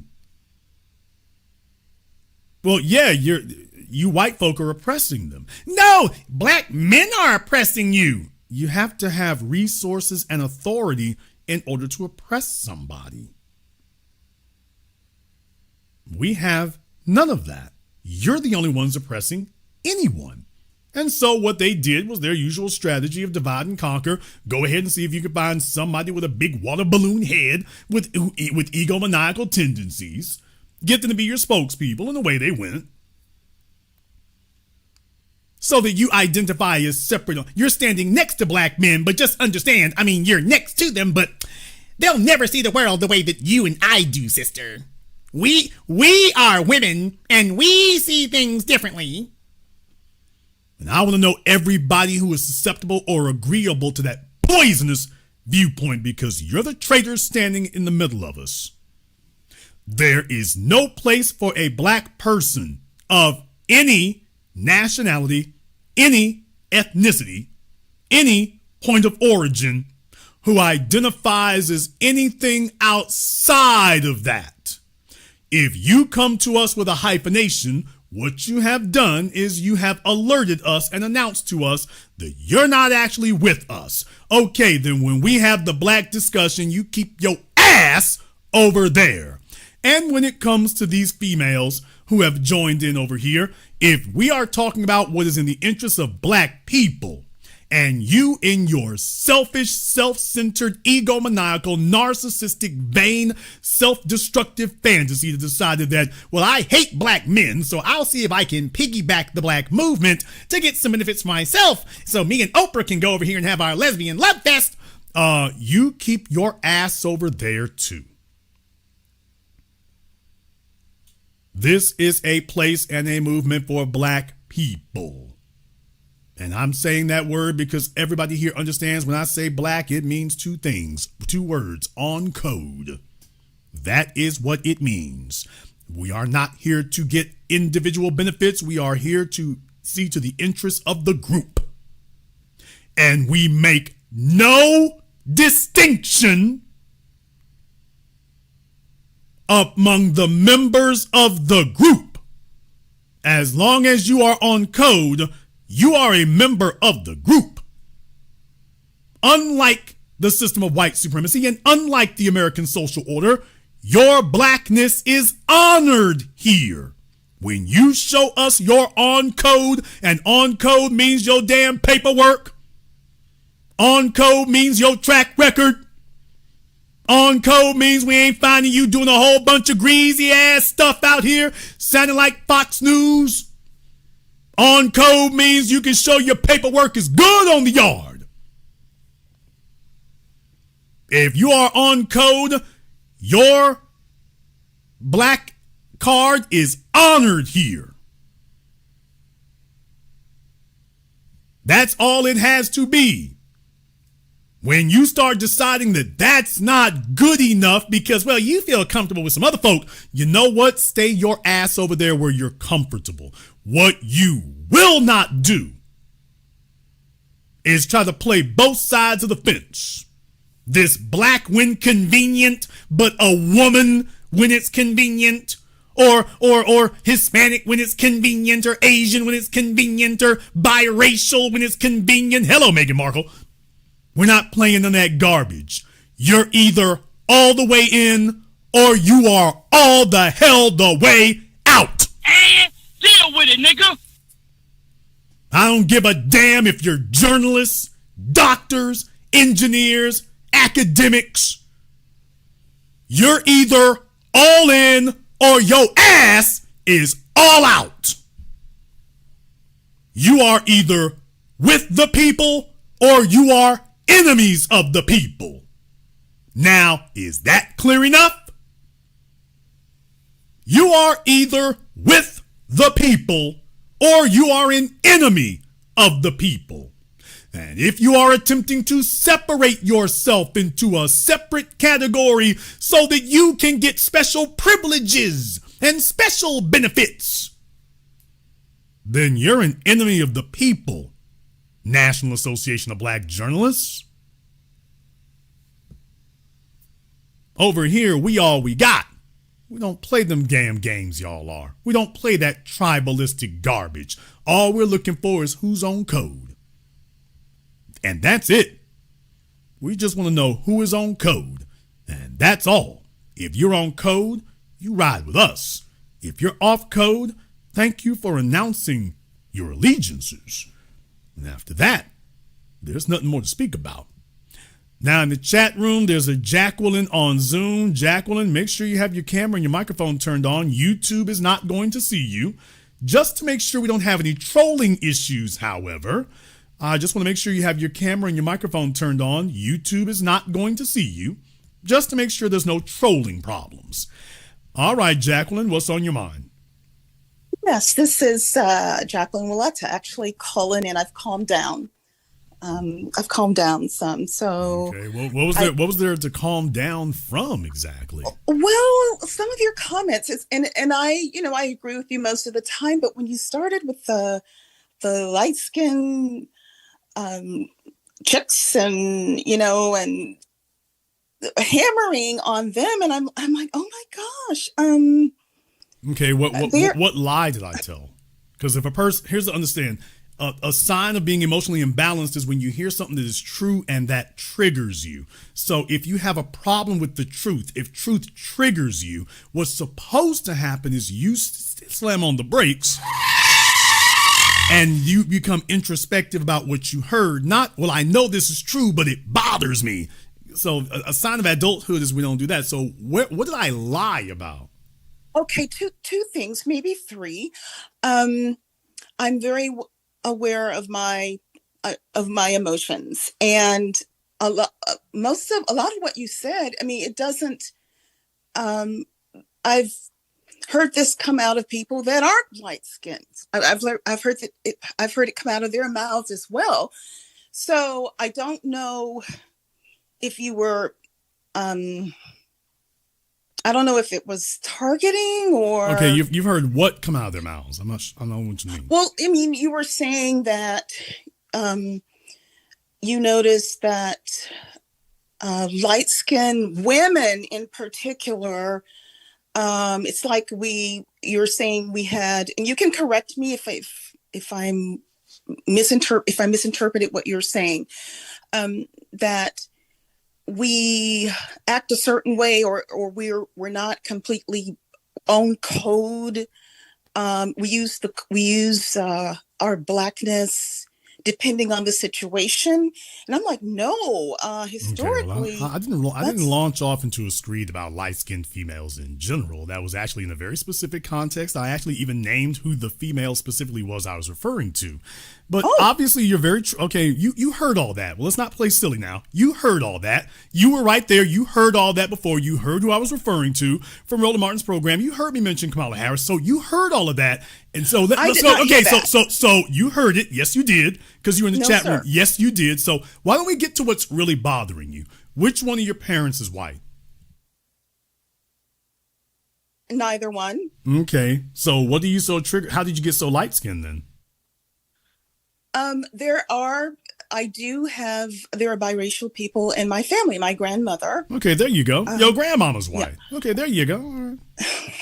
Yeah, there you go. That's what's triggering you. You heard everything. You heard everything I said. You heard everything I said, and you took offense to it because that's your personal issue. So you ignore the rest of it. You're sticking up for the light skin for being light skinned, not because of what I said, but you got triggered by just the reference to being light skinned. Period.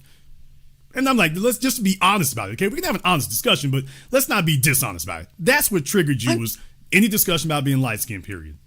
I mean, you do. I mean, often I know you mention that often. I really like your show, but once you start on that tangent, I get really. I'm like, okay, but okay. What so far you have not identified or stated anything I said that was untrue or non-factual. What you're saying is as if you're saying we don't. I mean, either we don't. We're not 100%. We don't 100% consider ourselves black and we're not on code, or we use it as an advantage whenever we want to. That's what I interpret. That's not news.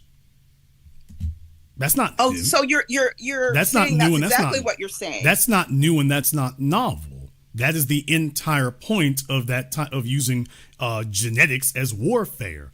I mean, from the Caribbean to North America, the Europeans had no problem having children among the slaves because when they had the light-skinned children, they got preferential treatment as a tool and a weapon to be used against the rest of the slaves. That's not new. Hello, Thomas Jefferson and Sally Hemings. This isn't new. Yeah, I'm related to Sally. But okay, anyway. I can tell. But I mean, I'm not breaking news here. This is very old. Yeah, but what I'm saying, I don't think the mulatto class. When they see someone that's light. The problem with the mulatto class is not something new or something that I'm inventing in 2026 on a Sunday. This isn't new. So I'm sure you're very well aware this is a very old dynamic. But you're wait. Did you know that? Did you know that? Did you know that? Or is this your first time? Are you going to tell me this is the first time in your life you ever heard this? Obviously. No, it's not. And okay, that's why thank you. I'm speaking out. Thank you. Then why are we pretending like I'm inventing something new? You already knew this. No, I'm trying to educate. I mean, you don't paint everyone with a broad brush. No, ma'am, but you do have to be general when you're talking about a majority of something.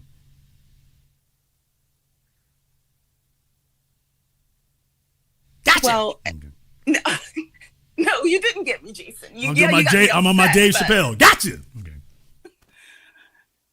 But I mean, that creates division in a sense. I'm not saying that you're divided. I mean, you could be divided. Yes, ma'am. Yes. You're absolutely correct. Yes, that creates division. That is exactly my point and my goal, you damn Skippy.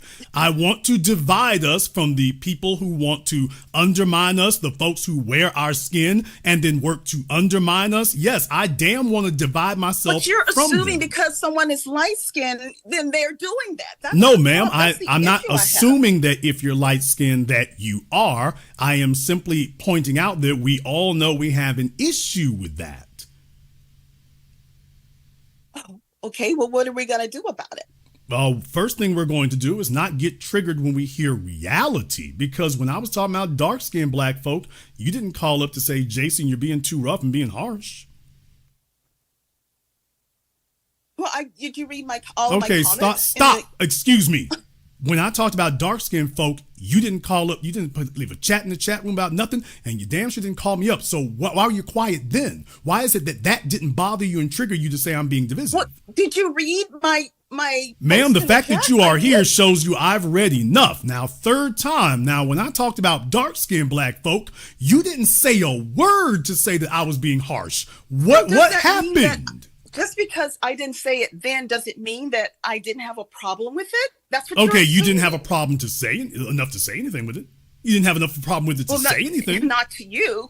Okay, thank you. There's my point. So it didn't bother you that much since you didn't say anything, but you did say something about this.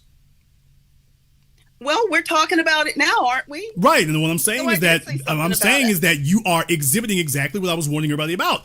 They want to be prioritized. You didn't call up on behalf of black folk. You called up on behalf of biracials and light-skinned folk. You prioritize being light-skinned and biracial because that was what made you comment.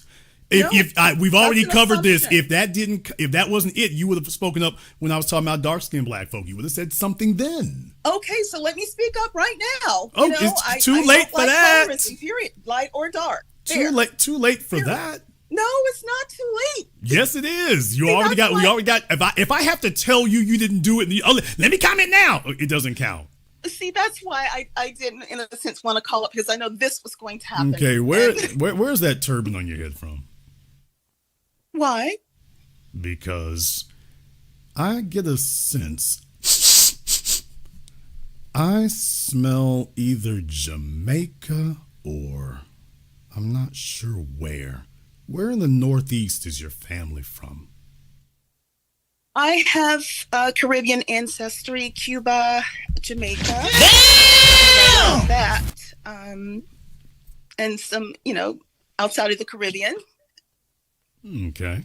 So you're spot on with that. And shout out to the Caribbean, by the way.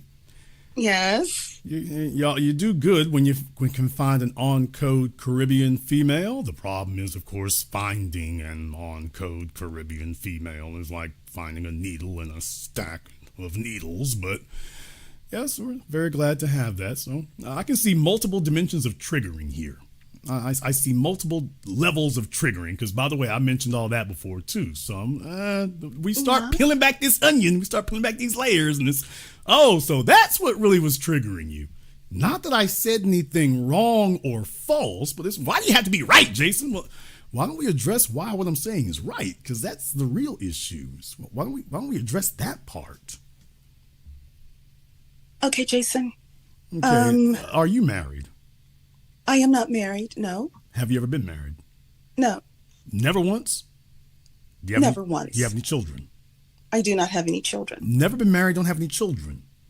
Is there something wrong with that? Okay. Like I said, the Caribbeans like to crank out kids like tasty bread. What? So, usually that's usually where it goes. There's no issue with that, by the way.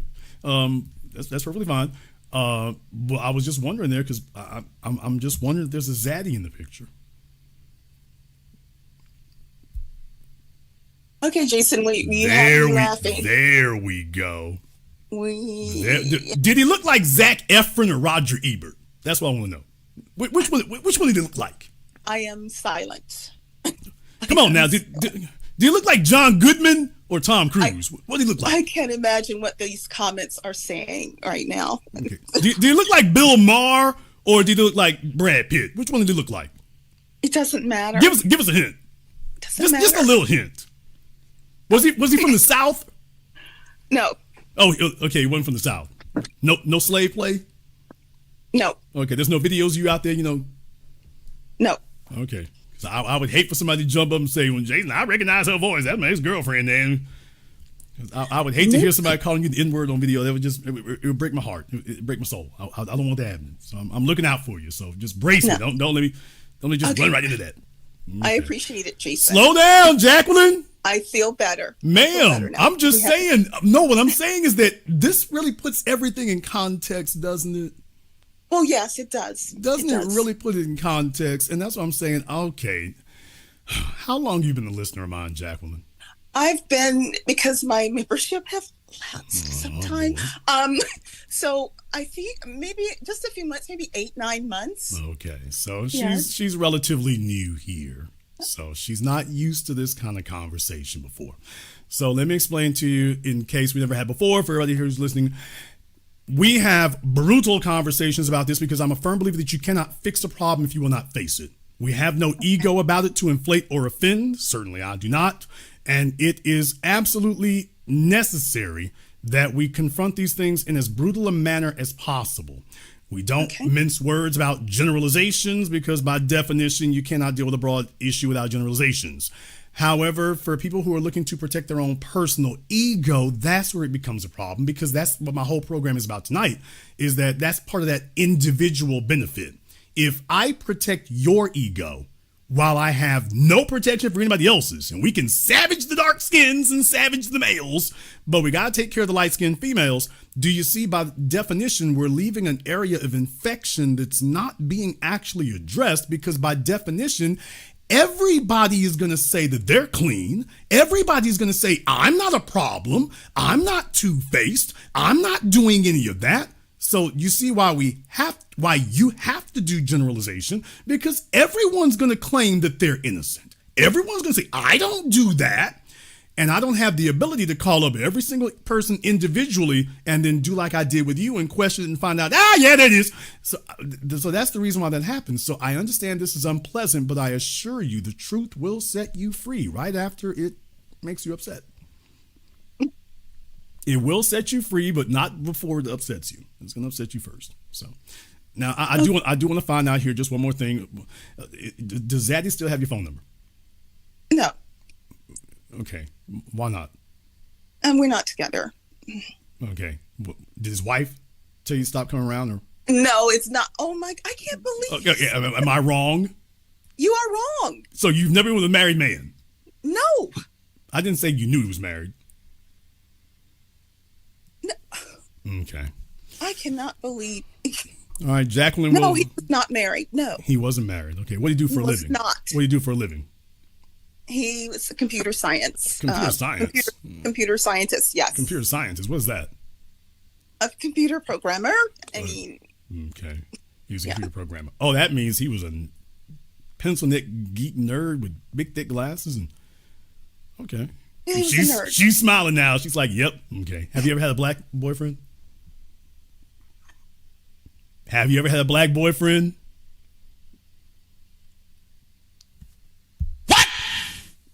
Y'all, she is staring out into space with the fit lean. Damn! Y'all don't understand. She just stared up at the sky with the fentanyl lean. Oh, that spine was curved, y'all. She had the fentanyl lean. She just, what did you just say? What was that, ma'am? Nothing. I thought she just said define black. I didn't have to define white. But I have to define black. Jacqueline, I'm going to let you go before this phone call gets any worse. It works every time, Jason. Y'all, I mean, when I asked about a black man, she looked up at the ceiling with the fentanyl lean. It was just, I saw her whole spine curve. She just looking up at the ceiling. She's like, well, define black. I didn't have to define white. She didn't get the fit lean for white. She like, oh, he's a computer programmer. All right. What about the black man? What is black exactly? Are you sure how are you accusing us of playing both sides of the fence? Define black.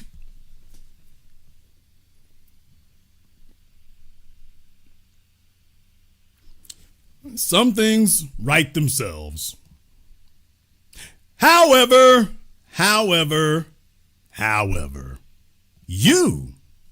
some of you in the chat room, some of you listening here live, you might disagree. Therefore, we're going to go ahead and open up the Zoom for you here. We're going to let you all go ahead and do that. And you are more than welcome to go ahead and give me a call here tonight, folks, as we are talking about the necessity of delineating from black feminism now, this cancer, this scourge that's been plaguing the people now all this time. And if you all want to know where I come down on the issue, now you do know where I come down on it. I'm coming down like a wrecking ball. And I want to have that said in absolutely no uncertain terms. That's why I'm going to make sure that we have an opportunity to address it as well. But while we do that, I want to thank everyone who has contributed to support tonight's program on PayPal, Super Chat, Venmo. Shout out to the code leads. He said, rip the scab off the game, Anchorman. If anyone was wondering, we are the spokespeople for the Black America, the black grassroots of the soil. You better believe it. Shout out to my man, Andrew L. To Mr. Richburg, we appreciate that. Logical for Emotion, handing out some memberships here. It's a Soul Glow. Everybody got to have their Soul Glow. Ricky Ross T. Black Anomaly. Thomas J. Grizzly, FBA Queen Sr., and everybody else here. Tom Slick. Thank you all very much for your support here tonight. We appreciate that. We're going to take a very brief commercial, non-commercial break. We're going to give her a chance. We're going to give her a chance to recover from that phone call, y'all. We're going to give her a chance to recover from that phone call. And you have the opportunity to go ahead and hit the link and dial us up here as well if you wish to. We got a couple of other things we're going to get to here as well. This is the Black Channel. Be the teacher, knowledge on the block. Got the kids learning, minds open like a lock. Books and skills from the east to the west. Bringing education, yeah, we're simply the best. Classes on fire, brains burning with desire. Innovation driving like a tire through the mire. Math, science, history, we got the whole range. Kids hitting new heights, teachers making a change. Used to be the teacher, stacking up the grades. Future bright shining, no need for no shades. Got the youth thriving, moving up the ladder. Smart and sharp, brains growing fatter. Lessons so lit, yeah, they stay in a blaze. Every mind sharp like a sword in the haze. Mr. B in the house breaking knowledge chains. Education kingpin, we repping the gains. Used to be the teacher.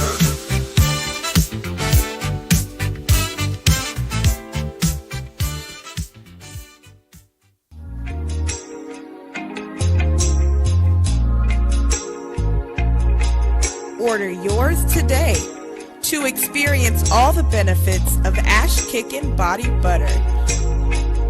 With skin so smooth and soft, you'll thank us for it. Shop Ash Kickin' online. That's ASHKICKIN.com.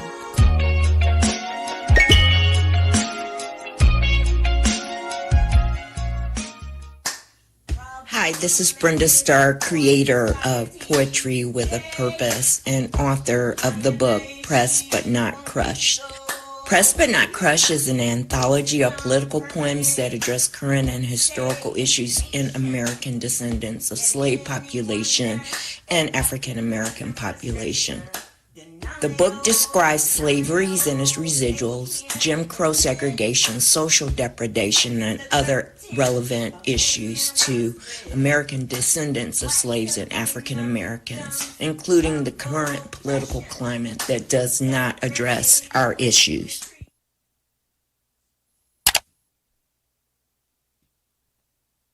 This is the Black Channel. I am your host, your brother, your humble servant of the Black Authority. Very glad to be with you all here this evening.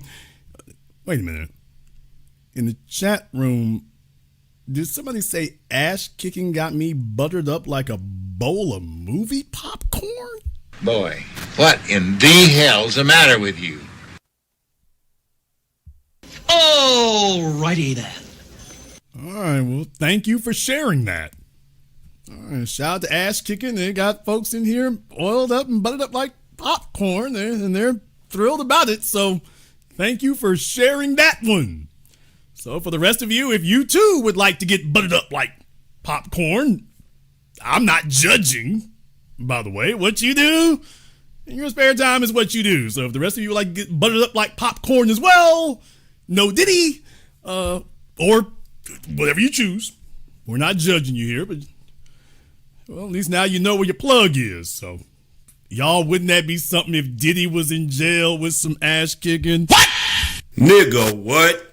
I mean, boy, I'm telling you. If we ever see any pictures leak out with Diddy some ash kicking, this, what is the world coming to?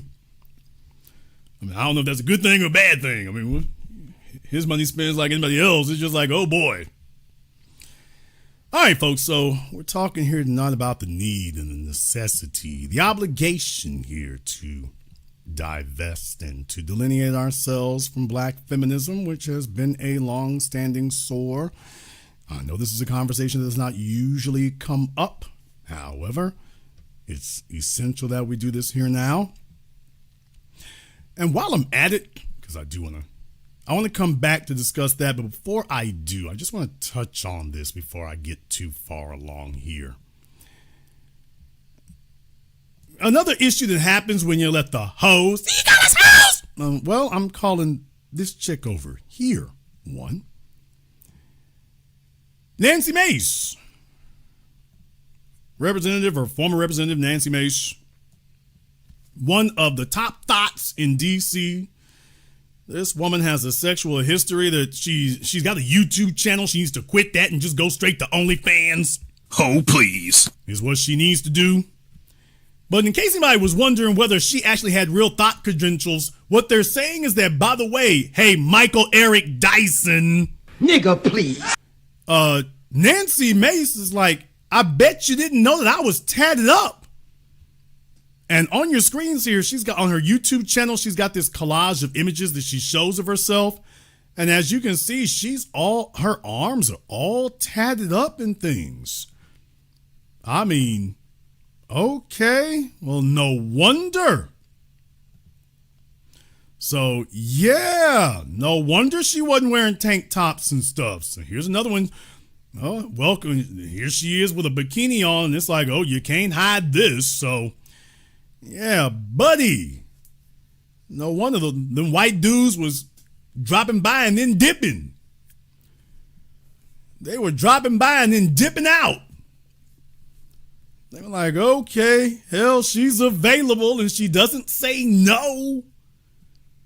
So they said, all right, can y'all imagine seeing her on TV and stuff and she's trying to come across as, you know, oh, she's a congresswoman and she's wearing her blazer with her black outfit on and you're thinking, okay, and then you get her naked and it's like, ah! I mean, she's looking like Axl Rose from Guns N' Roses. It's, oh man, did you know this was lurking? Yeah, fellas, this takes a whole lot of the emphasis off that BBL all of a sudden. It's, okay, we can get a chick with a BBL or we can get this. So it's, oh man. Yeah, you thought you were getting ready to sleep with a congresswoman and then you take them clothes off and jump scare. So just in case you were unaware of what, if you want to know what she was working with, apparently she's working with the Hells Angels. What? Apparently she's doing that. Yeah, buddy. No wonder she wants laws to save our hoes. Not save our souls, but save our hoes. Save our sluts. SOS. Save our sluts. Stop slut shaming us. Okay. Ma'am, you can't make it, you know, illegal for the men to reject you. I mean, it's just, yeah. Yeah, even the white men are like, pass. No wonder she's just going hardcore with the racism and stuff. Yeah, because the white dudes are even like, pass. Yeah, we're good. Everybody else had their turn. We're good. Yeah, we're good. Let's go ahead and jump over here on Zoom right quick. Let me see if I can get Maurice. I got Maurice up here on Zoom for us. Here, Maurice, what's on your mind? How you doing, Jason? How's everything? Real quick, what I want to basically say is that when it comes to black feminism, that came from basically Zionism, actually. And that's what a lot of our sisters don't understand, is that when it came to feminism, I think it was Gloria Steinem, they were trying to basically utilize feminism in order to basically kill white males. And, you know, like when it came to basically the Black Power movement, you know what I'm saying, they try to basically infiltrate, you know, our people in order to basically utilize black feminism, try to basically hurt and kill, you know, black males, and basically trying to basically hurt us. But there was basically some sisters that basically spoke out, you know, to basically let them know, like, you're not going to hurt our fathers, our sons, our grandfathers, our children. You're not going to do that. So, like I said, like, they basically took a stance. So that's what one of the things that it's not basically about, you know, it's like black women empowerment. It's actually geared toward basically hurting and harming. And so, like I said, when our people don't understand about different social systems, this is what basically goes and, you know, basically hurts our people as a whole. Well, brother, I mean, it actually goes back before that, though. Mm-hmm. It actually goes back before that. Because, I mean, if you go back to Susan B. Anthony, you know, mm-hmm. and the so-called white suffragists, they were trying to carve off the black females back then. Harriet mm-hmm. Tubman and them wasn't having it for the most part. For the most part, they wasn't having it, you know. Even Madam C.J. Walker, she would have been prime real estate for that kind of stuff. She wasn't really going for it, you know, even though, you know, her marriage was, you know, not the greatest. But it wasn't really prime real estate for that. So it goes back before Gloria Steinem. It goes back before that. They've been trying basically right after antebellum slavery. I mean, just as soon as that was done.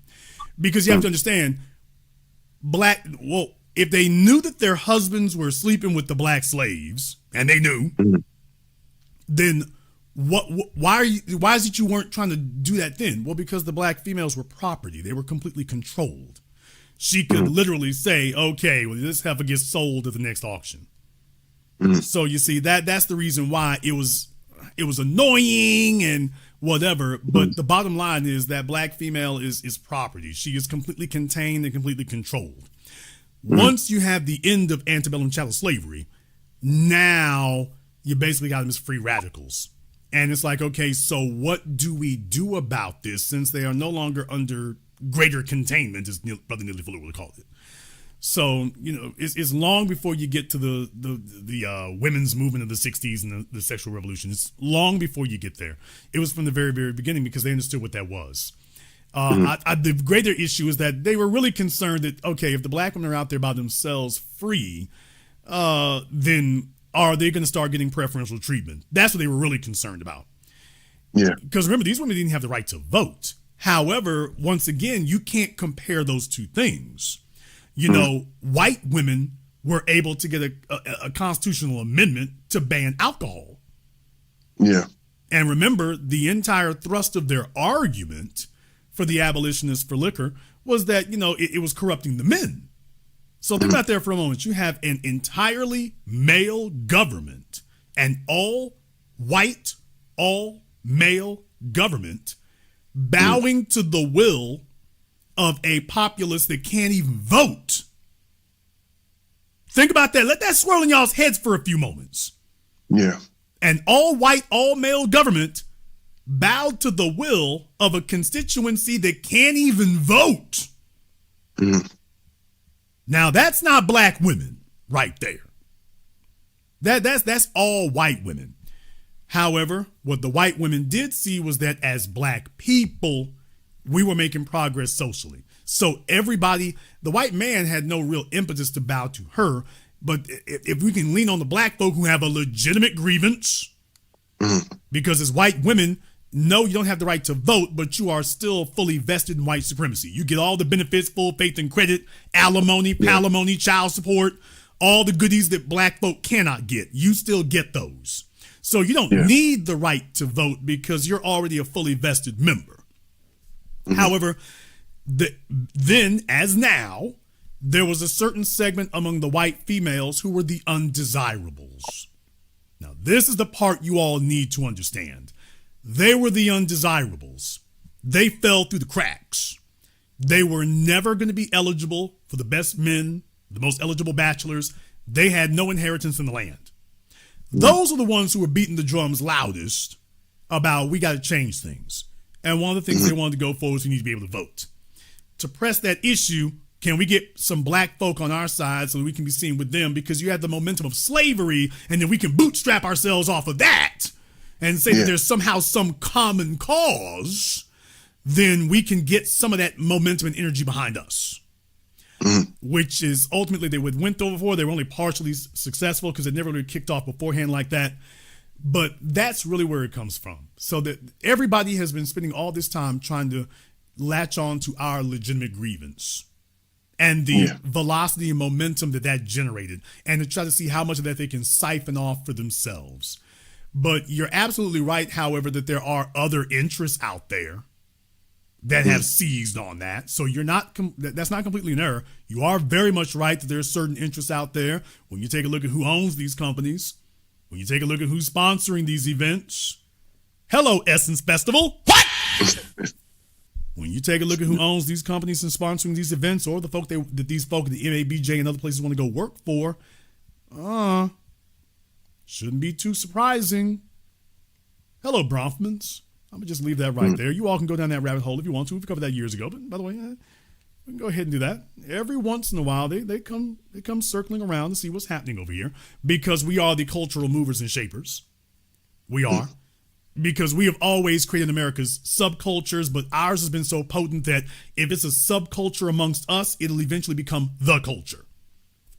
Because we're a separate group that doesn't really care what everybody else is doing. So when we create what they call a subculture, it's our culture. To them, it's a subculture. When it takes off among us, it's going.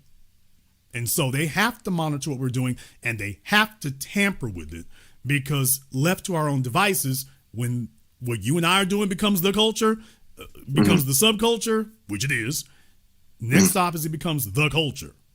Now, what if the subculture is anti-white supremacy? Now what? Yeah. Do you just let them sit there alone? You leave them alone and just work that out themselves? Do you really do that? You know, the way you did with the baggy jeans and the rap music and the revolutionary talk, you know, the way you did with that? And rock and roll, and you leave them alone with that too? Okay. All right.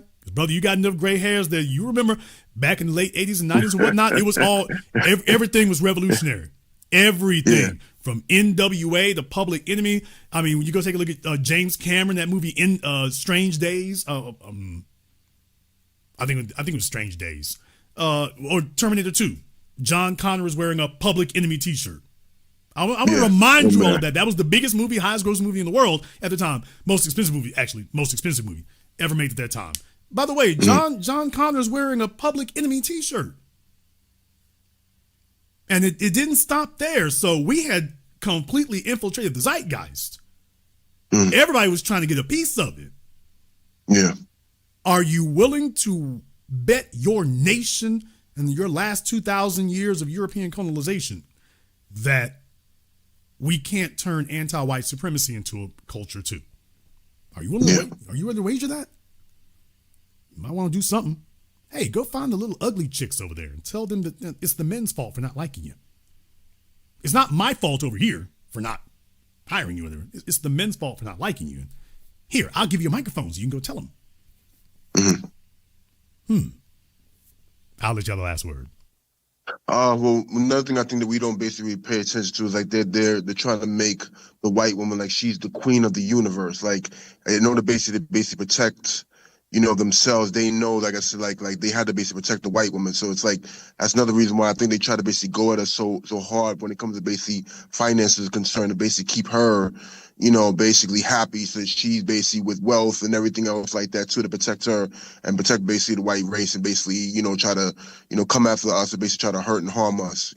Right, because here's the issue here. The issue is, culturally speaking, historically speaking, as you know, the first property of European men was their women. The first property of European men were their females, literally, legally speaking. And right there, you all can go look up the rule of thumb if you want to know how far that goes. So when you hear the words rule of thumb, that actually means something. It's a specific European reference, is what it is, to actually corporal punishment is what it refers to.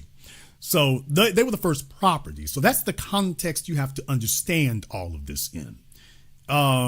As females, they were told what was going to happen to them. Now, they were great beneficiaries of it. I mean, they were hardly wilting violets. They're going back and trying to historically revise what occurred to make it seem like they were, that later they became chattel slaves. And that was not the case. But they were the first property of European men. And so, like I say, that's part of the reason that we're just like y'all. Actually, you were never treated like us. Actually, you never were. That never happened. So, granted, you may have had some disabilities in there. You certainly did. But you were never treated like us by them. Here's the problem. The problem is that European men have a love-hate relationship with European women. What do I mean by that? The problem is that genetically you are shackled to them. Because by definition, you can't, if you're going to have white babies, it's going to have to be with a white woman. So that's just it. You're going to have to do that.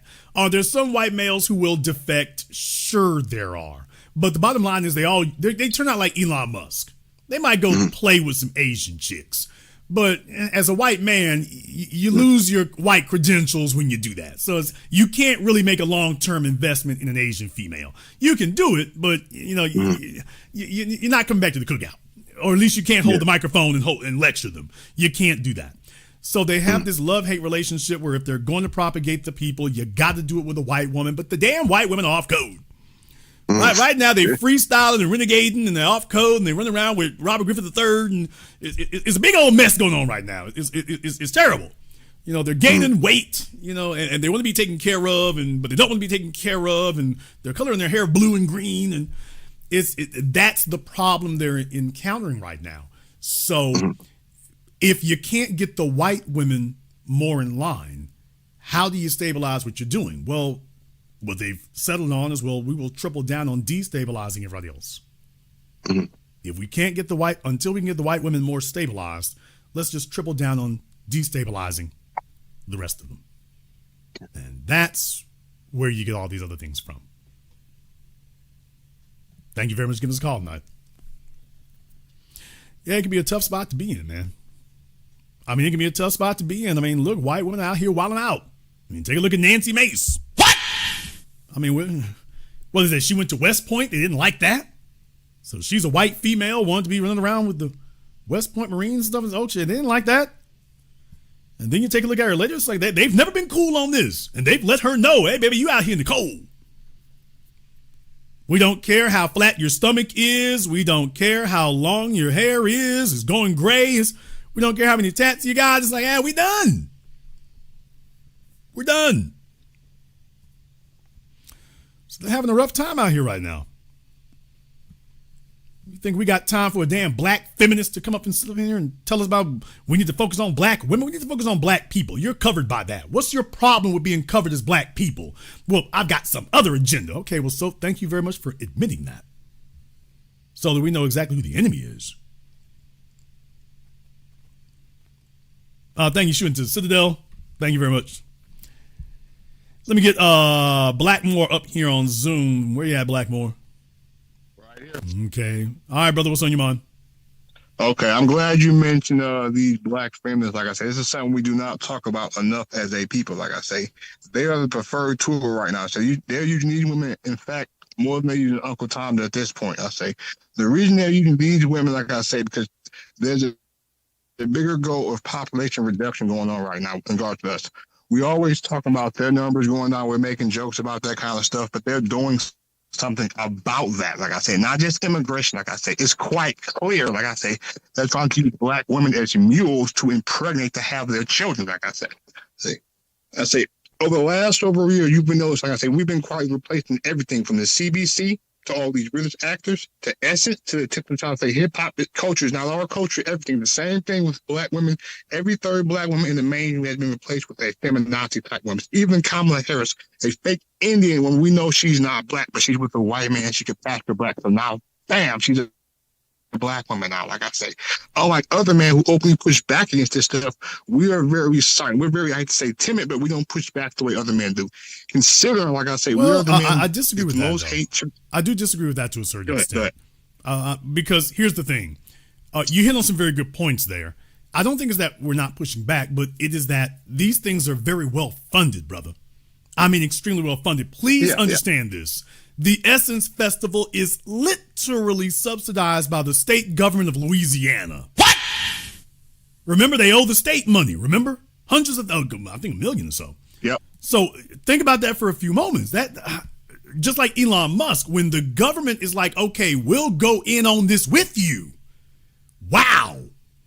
At that point, what they're telling you is that we're not even required to make a profit. The government is just giving us the money to run this play. We're not even required to prove our viability in the marketplace and prove that the people actually want this. The government's just going to go ahead and blast this anyway. Now, you take a look at Atlanta. Same thing has happened there. Atlanta with all the LGBT stuff, I need you all to understand that's paid for by the city and the state, y'all. Yes. That is paid for by the city and the state. Eugene Daniel type stuff. Same thing in New York. Same thing in Chicago. So they won't give you nothing for your black business, but they'll give you a few $100,000 if you'll put an LGBT float out here or have an LGBT parade. Here comes Coca-Cola. What? Here come your corporate sponsors of your LGBT parade. Hey, do you want to go spray paint an intersection? All of a sudden, here comes corporate money for that. Now, if you want to start a black business, Coca-Cola locks the doors on you. But if you want to promote, if you want to have a public function, they're like, okay, you can do that, but are you going to have an LGBT outreach with your black festival? So that's direct funding. I say all these things, I say, lead to the same thing. I say all things that hate population reduction. I say 2 black men are having kids. I say black women and white men are not having our kids, right? I say all these things lead to the same goal. Like I say, you said something else right before that. What you said? I wanted to add that again. I forgot what you said. I lost you for a second right before that. Okay, well, like I say, these things are funded, and they're very well funded. They're very well paid for. So it's not so much that black men are not pushing back on it. It is just that when you're up against a very well funded machine that's just, they have operatives and then they throw money at them to flood the zone. But I really don't think that it's because we're not pushing back enough. If we weren't, they wouldn't be they wouldn't be whining and complaining about black men during 2024 and since about that. But they want to give you the perception of it. Okay, I gotta say one more thing before we go. One more quick thing. Go ahead. Okay, I said there are ways we can push back. Like I said, we always talking about being on code. Like I say, there's another guy I said you need enforcement mechanism. I said the easiest way to enforce black people being on code is to shame. Like I say, all the things they do, we can do back. Like I say, all the fake accounts they create, I say it may sound petty, we can do the same thing back. I say all the trolling they do, like I say they're trolling you right now. We can be in their comment section picking up information about them. I say the way Professor Black was talking about intelligence gathering, I say we can do things like that. Like I say I'm not going to talk about that stuff all the year, like I say, but there needs to be more people doing things like that. I know a few black people who are doing things like that. I say these little things matter. Like I say, spamming a video with likes or downloads, things like that matter little by little. Like I said, they influence people's perception, how things that they check. I get what I'm saying. Like I say, little things like that we think don't matter, they matter. Like you know what I'm saying? Absolutely, brother. Thank you very much for giving us a call tonight. We appreciate that. Thank you very much. We appreciate that. That sounds very familiar too, by the way. It's just something he said. What's a big idea chasing my worm? You're a cat, son. Cats don't eat worms. You're taking the food right out of my mouth. I don't go around chasing mice. Stand up, boy. You're tripping over your own feet. Now you stay away from worms and I'll stay away from mice. That's fair and square, and if you'd stop all your arguing and jawing, you'd see my side of it. Yep. Keep that mouth flapping and do no listening. There's nothing worse than a blabber. what's the big idea? All right, let me see. Where is that on Zoom here?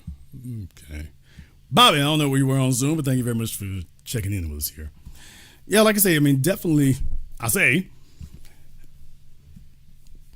black feminist movement there is about the undesirables. And the real issue is that white supremacy is a strategic organism. So, of course, if you're going to empower someone, of course you empower the undesirables. That's simple common sense. If you're going to empower somebody, of course you empower the undesirables. You empower the folks that everybody ain't rocking with. They don't have any pull. They don't have any leverage. If you're going to promote somebody, you promote the undesirables. And that's what this is about. So just understand, all these get-togethers and fish fries and things like that, they got corporate sponsorship, government sponsorship. They get their little grants and stuff. And then they sit up here and bring up the most disagreeable, argumentative malcontents, and their job is like, okay, you don't even like black people. That's the real thing about it. You don't even like black people. Not really. If we're talking about black people and you keep trying to crowbar in and divert us to black women when we've already covered that, it's like, okay, you don't even like black people. And that's why I'm like, okay, well, hey, do you have a zaddy over there? Okay, do you got a zaddy in your bed or in the family or something? Because that's just real weird that you just break off real wild like that. We said black people and that wasn't enough for you. Who sent you? Whose woman is this? Whose man is this? When we've already solidified what the terms of discussion are and then you break off into something else like that, it's like, okay, whose woman is this here? Who the hell brought you? And sure enough, like I say, if you put this in its proper context, Oprah Winfrey and the flyest white dude she could get was Roger Damn Me Ebert. What? Like, okay, if you had seen Oprah Winfrey dating Roger Ebert, that would have explained everything.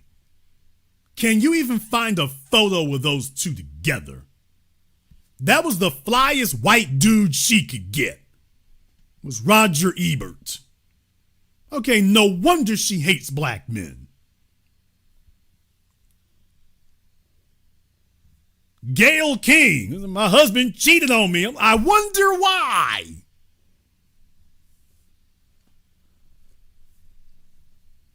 Could you imagine being married to Gayle King? Could you imagine what it would be like? Could you imagine being married to Joy Reid? Oh my God, bro. Oh, hell no. Oh, could you imagine being married to Joy Reid? Could you imagine waking up to see her every morning?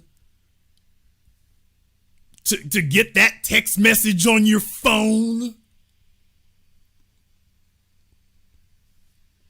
I've had some unexpected and unpleasant phone calls on my phone in my time. And if I saw Joy Reid, my heart's skipping a beat.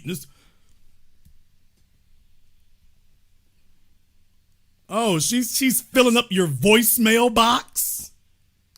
Because she ain't going to leave just one message. Oh, nigga, she going to finish this argument.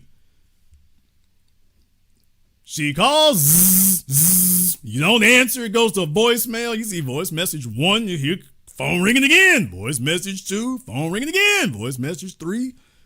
She's just going to keep it coming. Could you imagine being married to her, married to Tiffany Cross? Damn! Could you imagine being married to Tiffany Cross, Melissa Harris Perry, the rest of the psychos? It's just okay.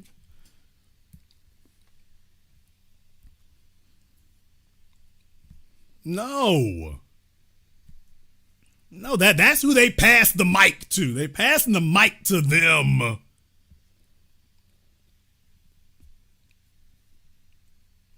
So, of course, every time we talk about black people,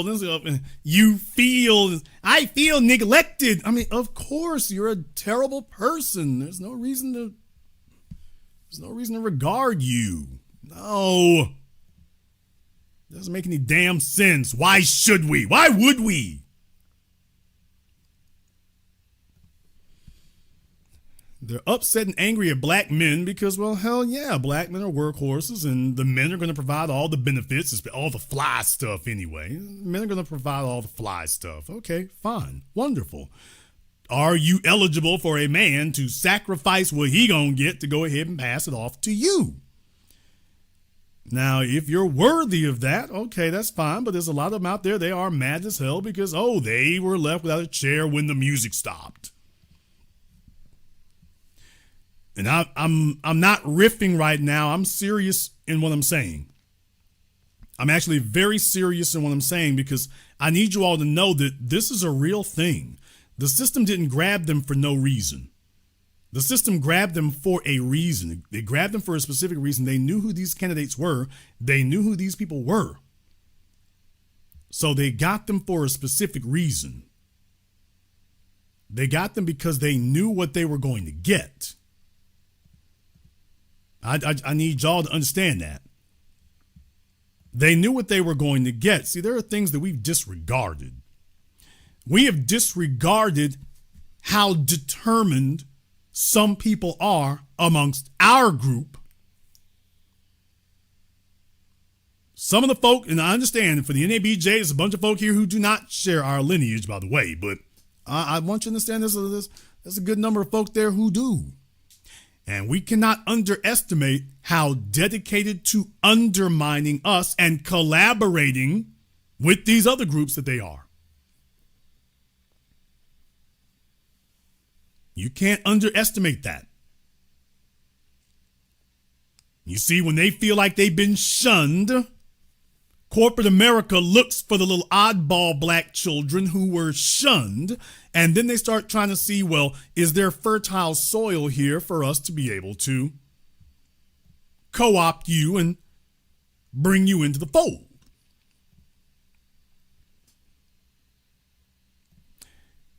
These people who wound up being the oddballs, I want you all to understand that they went looking for areas where they could have an outsized amount of influence.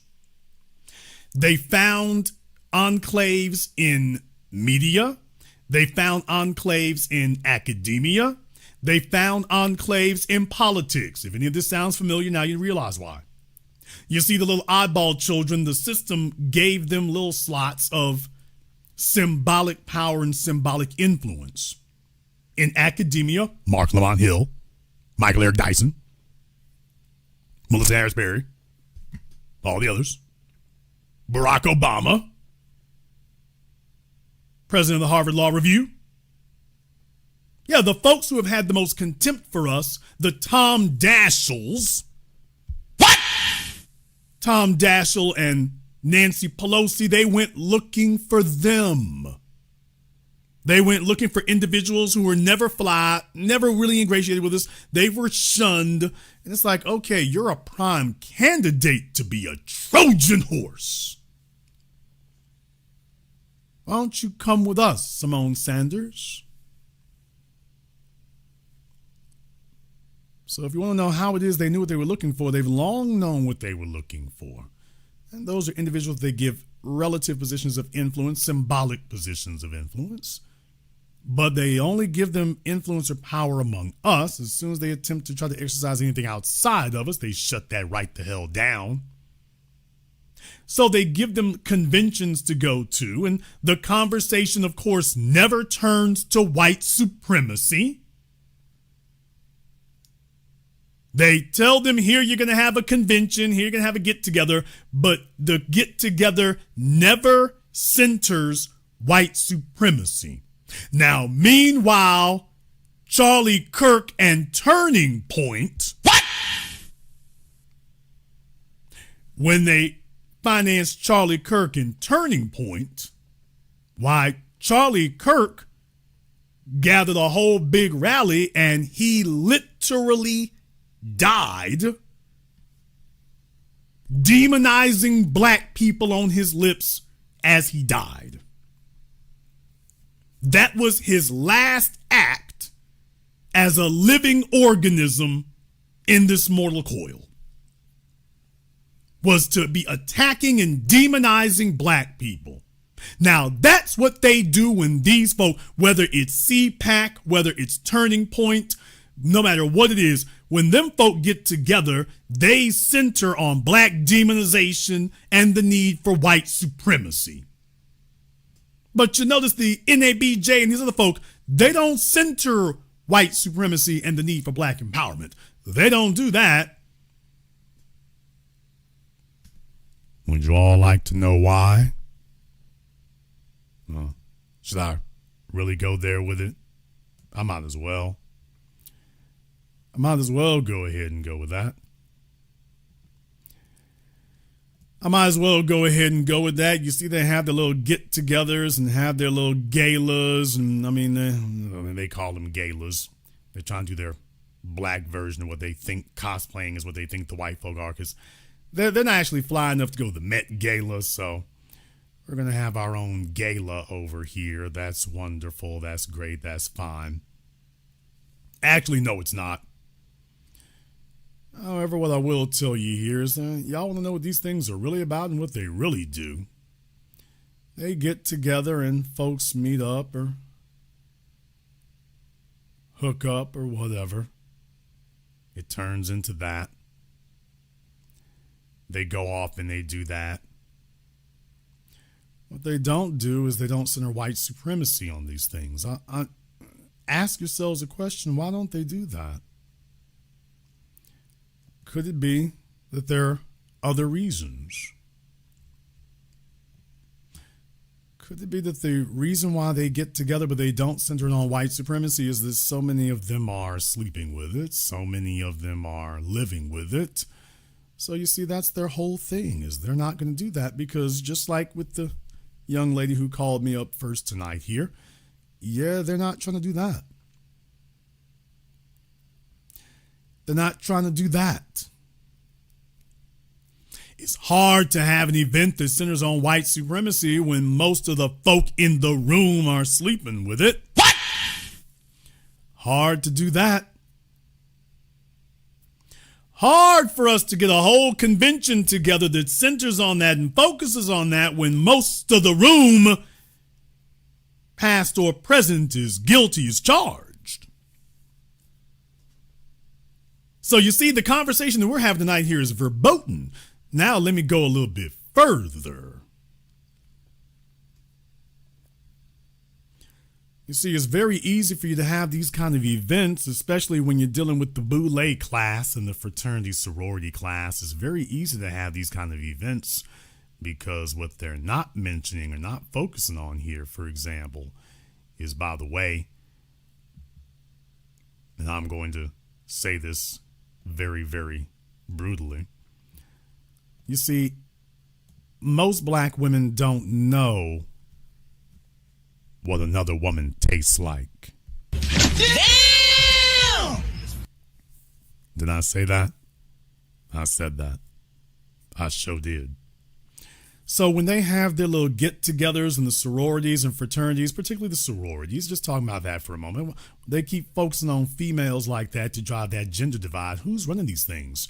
Well, you got to understand, when y'all get together in these places here, and the real issue is that most black women don't know what another woman tastes like. And you're going into a place where most of the females in these organizations have had experiences that you have not. So you see, when you see that they start yammering on about the need to focus on women, we talked about black people, and then they're demonizing black men. Who is it who's really running these things? Who is it they're really passing the mic to? What's really going on? It's kind of right in your face, isn't it? Folks, it's kind of right in your face, isn't it? It's not even being hidden. They're not even hiding it. It's kind of right in your face.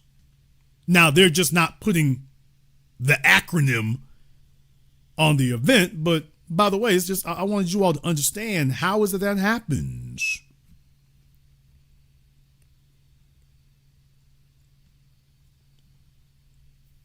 This is what the corporations and the government are getting for their dollar. These are not unknown quantities to them. These people are not unknown entities. They know who they passing the mic to. They know what they done did. Just like they knew what Kamala Harris did. And Barack Obama.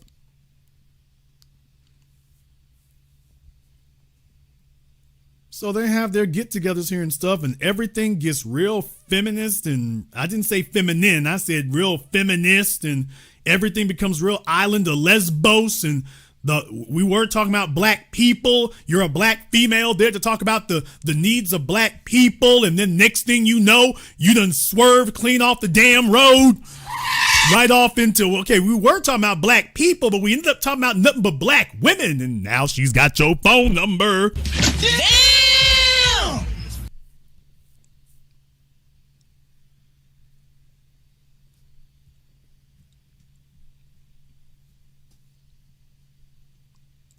Okay. Now she's got your phone number. All right, let me go ahead and jump back over here on Zoom again. Let me see if I can get Peter over here on Zoom. Hello? Peter, what's on your mind? Hello? Am I on? Yes, sir, you're on. All right, y'all. Technical difficulties. Peter, you are on. Hey, what's up, man? I just wanted to say that I think it's very important that, hold on. I'm sorry. I'm going to turn off this YouTube. Okay. Thank you very much for giving us a call. Yeah, y'all, just in case you thought these things were innocuous. Just in case you thought they were innocuous. Just in case you thought we couldn't connect the dots here. Yeah, when you have a female, when you have, folks, let me just go ahead and say it. There's a reason. Yeah, it's not even hidden anymore. It used to be kind of like a joke. People, it ain't no joke no more. It's confirmed. Okay, so what do you have to do to be a guest on the Roland Martin Show? Oh my God, bro. Oh, hell no, man. Okay, y'all, let's put the bull crap to the side. Now that we know what the damn ballistics is, okay, so what exactly do you have to do to be a guest on the Roland Martin Show?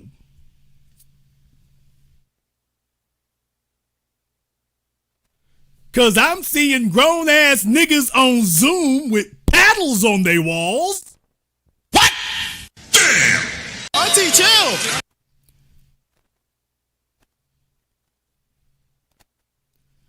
He talking about his frat brothers, and I'm seeing grown niggas with paddles on their... I don't know a single man who owns a paddle. I need to do a damn check up in here. Y'all, is there a paddle emoji? I might have to check on that for just a moment to see, is there such an animal as a paddle emoji? If there is, boy, I'm telling you. What do you have to do to be a... Okay, well, there's a ping pong paddle emoji. Yeah, okay, to every male in here who knows somebody, a grown man who owns a paddle, give me the paddle emoji with the green check mark. If you are, or if you know a grown man who owns a paddle, give me the paddle emoji with the green check mark emoji. If you are a man who know it, if you are a grown man, or if you know a grown man who is the owner of a paddle, I'm talking about the kind of paddle that you spank people with, like the alphas and the kappas. If you are the proud owner of a paddle, give me the paddle emoji with the green check mark emoji. Or if you even know a grown man who got one,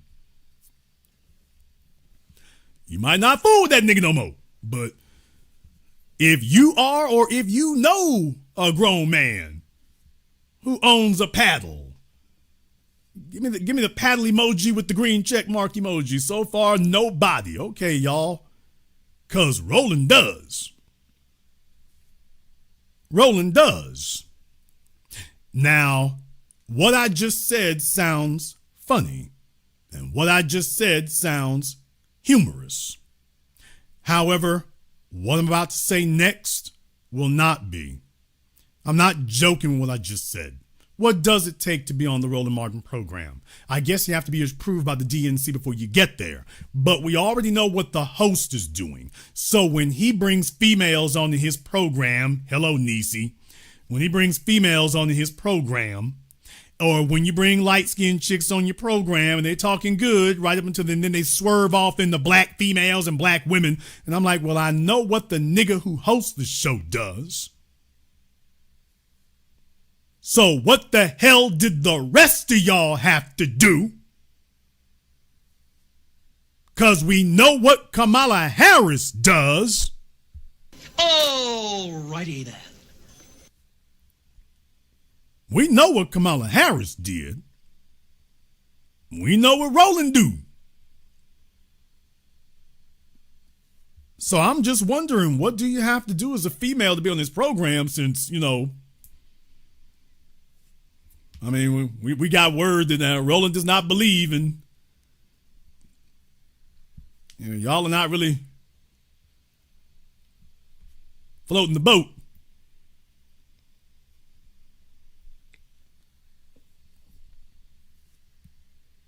He doesn't grin like that when the women show up. When the dudes show up, he's skinning and grinning. But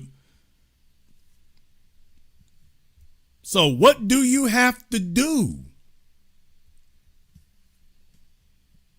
to be a spokesperson for the National Association of Black Journalists? What are they really about? Are there any females in the NABJ who would like to give some confessions? Can you feel me? I don't want to do the whole usher up here, but if there's some females who've been part of the NABJ, are y'all sure y'all might not want to do some confessions? Because everything is coming off real stiff-jawed and Timberland wearing. It's coming off real like that.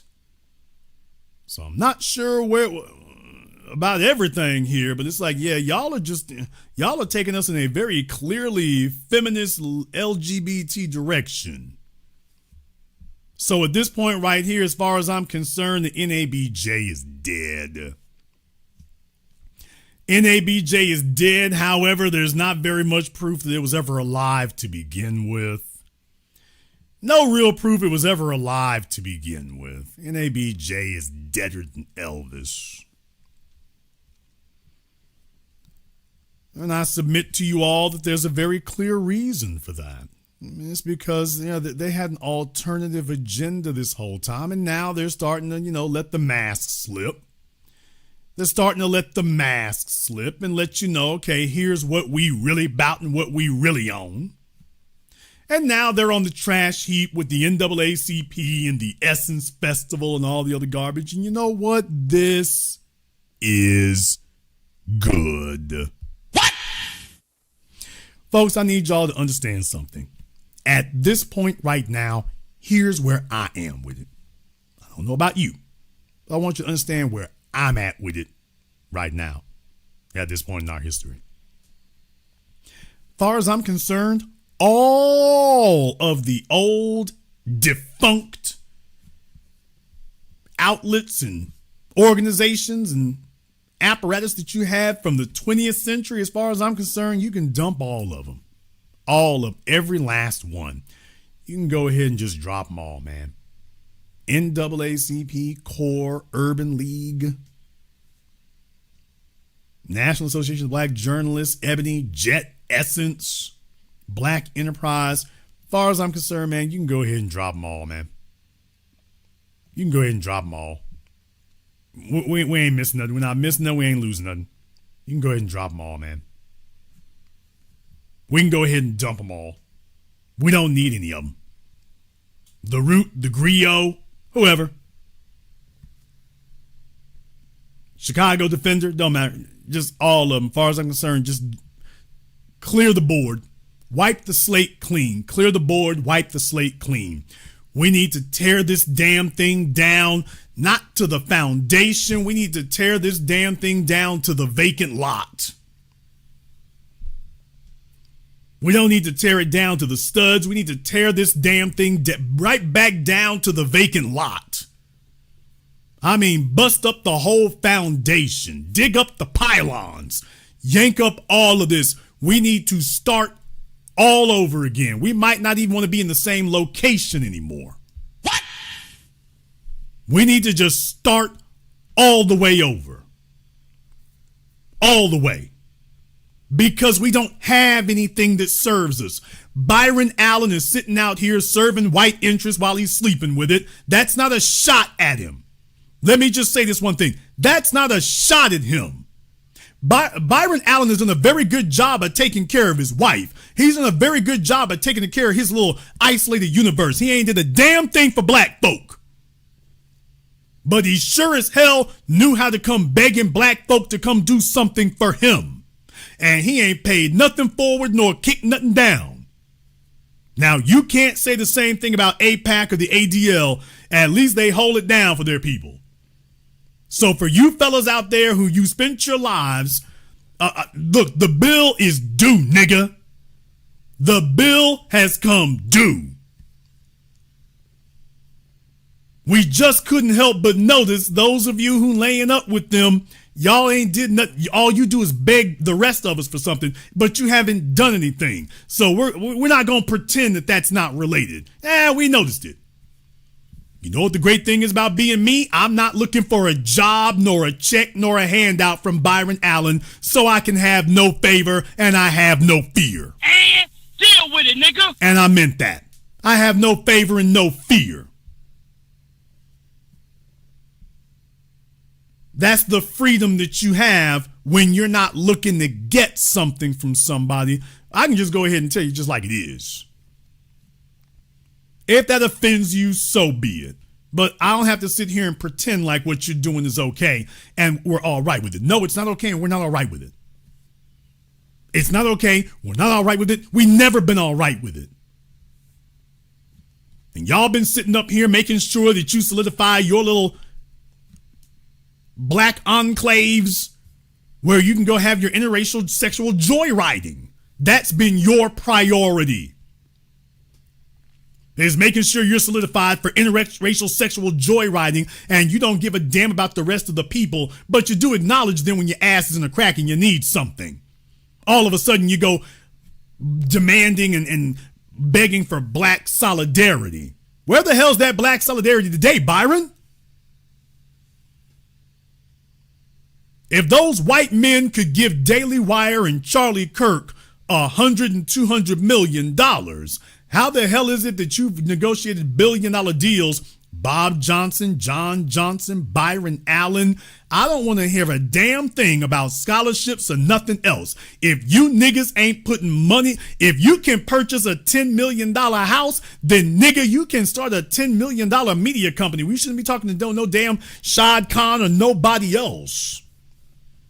You have podcasters out here, and by the way, I'm not even saying me, but they should be on the damn agenda. I ain't Roland Martin. I don't have to beg for nothing. But what I am saying is, by the way, if Charlie Kirk if they can cut the check to him for $100 million to spew nothing but venomous, acidic white supremacy,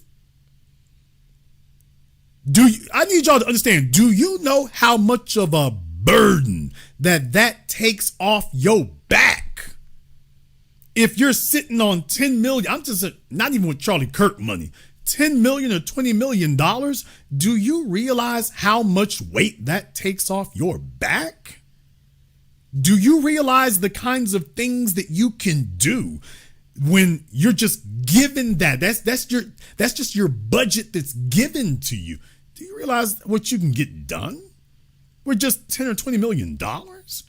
Not the $200 million that Daily Wire got. Not the $100 million that Charlie Kirk got.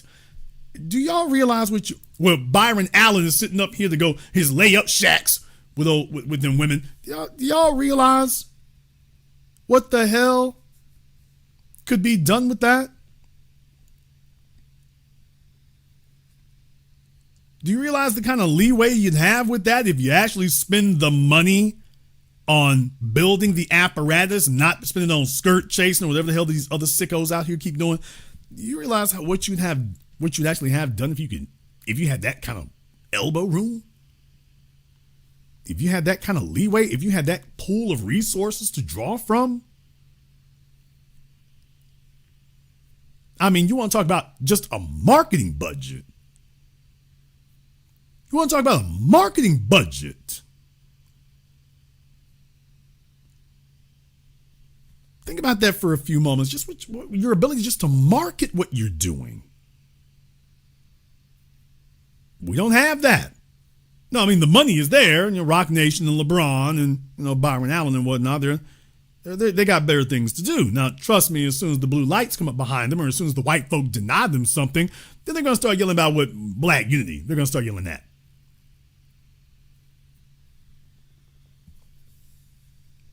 So as far as I'm concerned, to hell with all of them. Everything that we were yelling about in the 20th century and whatnot, and I was born in the 20th century, and I'm just letting you know, I am perfectly fine with wiping the slate clean. As far as I'm concerned, they have all failed. They're all defunct. They're done. They're done.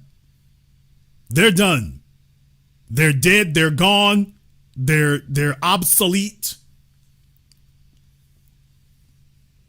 They're done. It would be the equivalent of somebody trying to sell you a Roman chariot today as a form of modern transportation. That's just how obsolete they are. If any of you bought a Roman chariot, you would keep it in your house as a souvenir or a keepsake. You would not be depending on that to be your means of transportation to your job or anywhere else. You would not use it for transport. You would use it as a souvenir. They are just as useful to us.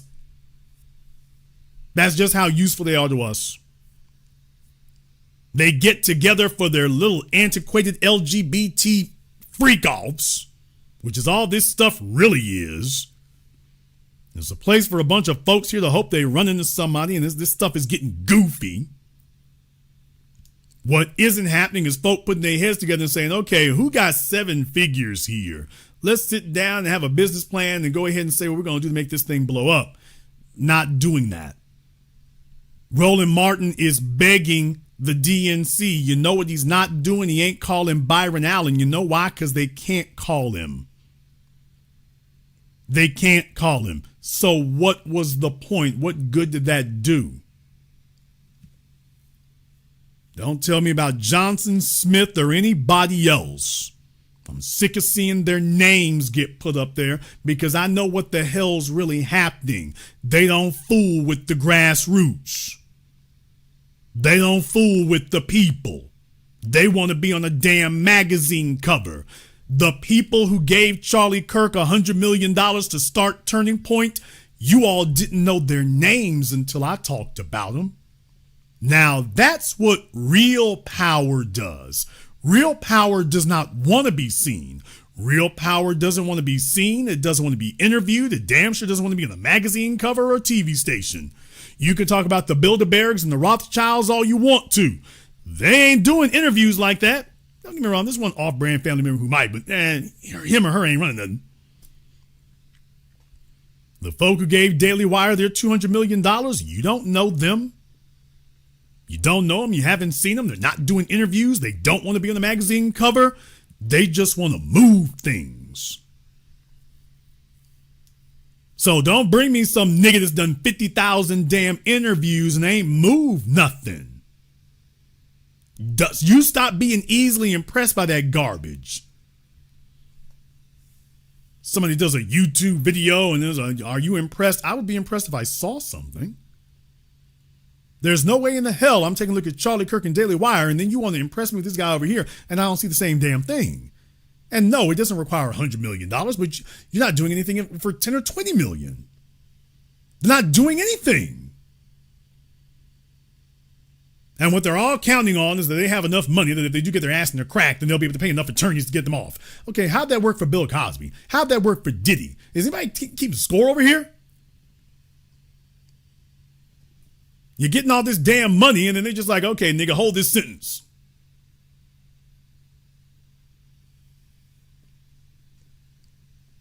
And you bought and paid for these little organizations to get together and talk about every damn thing except what we need to talk about. And that's not lost on me either. That a bunch of these multi-millionaire niggas out here, they promote feminism because these guys have never really been accepted by the group on masculine terms. These guys love to promote feminism, and I'm talking about you, Rolly, by the way. They love to promote feminism because they've never been accepted on masculine terms by the group. So they harbor animosity and resentment towards us because they've never been accepted by the group on masculine terms. So they're perfectly fine bringing in a bunch of black feminists because them niggas don't even fool with black women. And deal with it, nigga. Oh, no. I mean, those guys ain't gay, but they don't fool with black women. So do you see what the issue is? They're not accepted among black males, and they don't like or mate with black women. Well, the only thing that leaves is LGBT. The only thing that leaves is black feminists. Oh, I just said LGBT, never mind. So do y'all see how that connects now? These cats ain't never really had any pull among black males, not on masculine terms. They can't show you any of their black male friends. I'm talking about from 20 years ago. Hell, they don't have any now. Show me Barack Obama's black male friends who are claiming him today. He doesn't have any black male friends. Michelle Obama doesn't have any either. Black male, female, whatever. So the folk who do that, I want y'all to recognize, they sitting on millions and billions of dollars and they don't even fool with black women. No wonder the system was okay with conceding to your bullcrap demands because you're not going to change the status quo. You just want to change your position within it. But you're not trying to change the status quo. And the black feminist does not want to change the status quo either. Tarana Burke and the rest of them, that's what happens when the rejects are given a microphone. And the system will gladly give them one because they know who they're going to target. They're not going to target the white folk. Tarana Burke outright said she wasn't going to do that. So it's like, okay. And by the way, that was the end of her right there when she did that. When she confessed and finally said the quiet part out loud. That's why they don't want anybody outside of their corporate bubbles to ask any of those questions, because if somebody gets through and asks the right question, it's over. One person got through, asked the right question of Kamala Harris, done. Tarana Burke asked the right question, done. Legitimacy, gone. So that's why they want to make it a big enough apparatus so that you can't talk to them. Because they know as soon as you get to ask that, it's over. I want you all to be aware of what we're looking at here. So when we discuss delineation going forward here, I want you to understand we are delineating from everybody who wants to throw the hyphens, who wants to take us off our square, who wants to go and entertain unrelated side issues, who wants to have their own personal agendas, which is what this is all about. We talking about black as a group, and then you want to come running here talking about your own personal agenda? Whether it's an immigrant agenda, a geographic agenda, a gender agenda, we talking about the people, and you want to try to smuggle yourself in to hijack the discussion so you can try to divert it off into your own personal agenda. You can go to hell. And deal with it, nigga. So congratulations, you can get yourself up on the chopping block too. So in case you all thought we were going to back down, hell no, we're going to crack down and double down.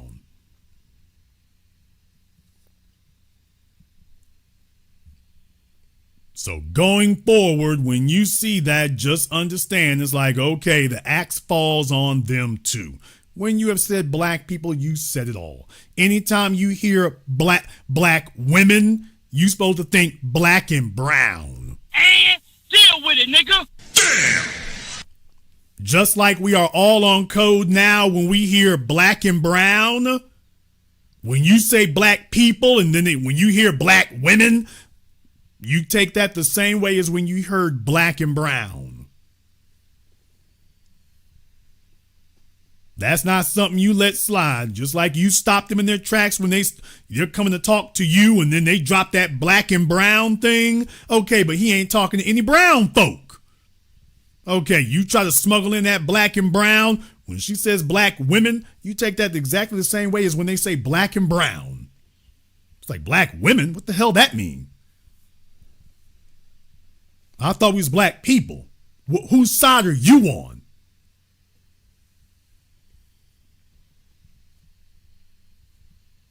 And that's how we rocking it going forward.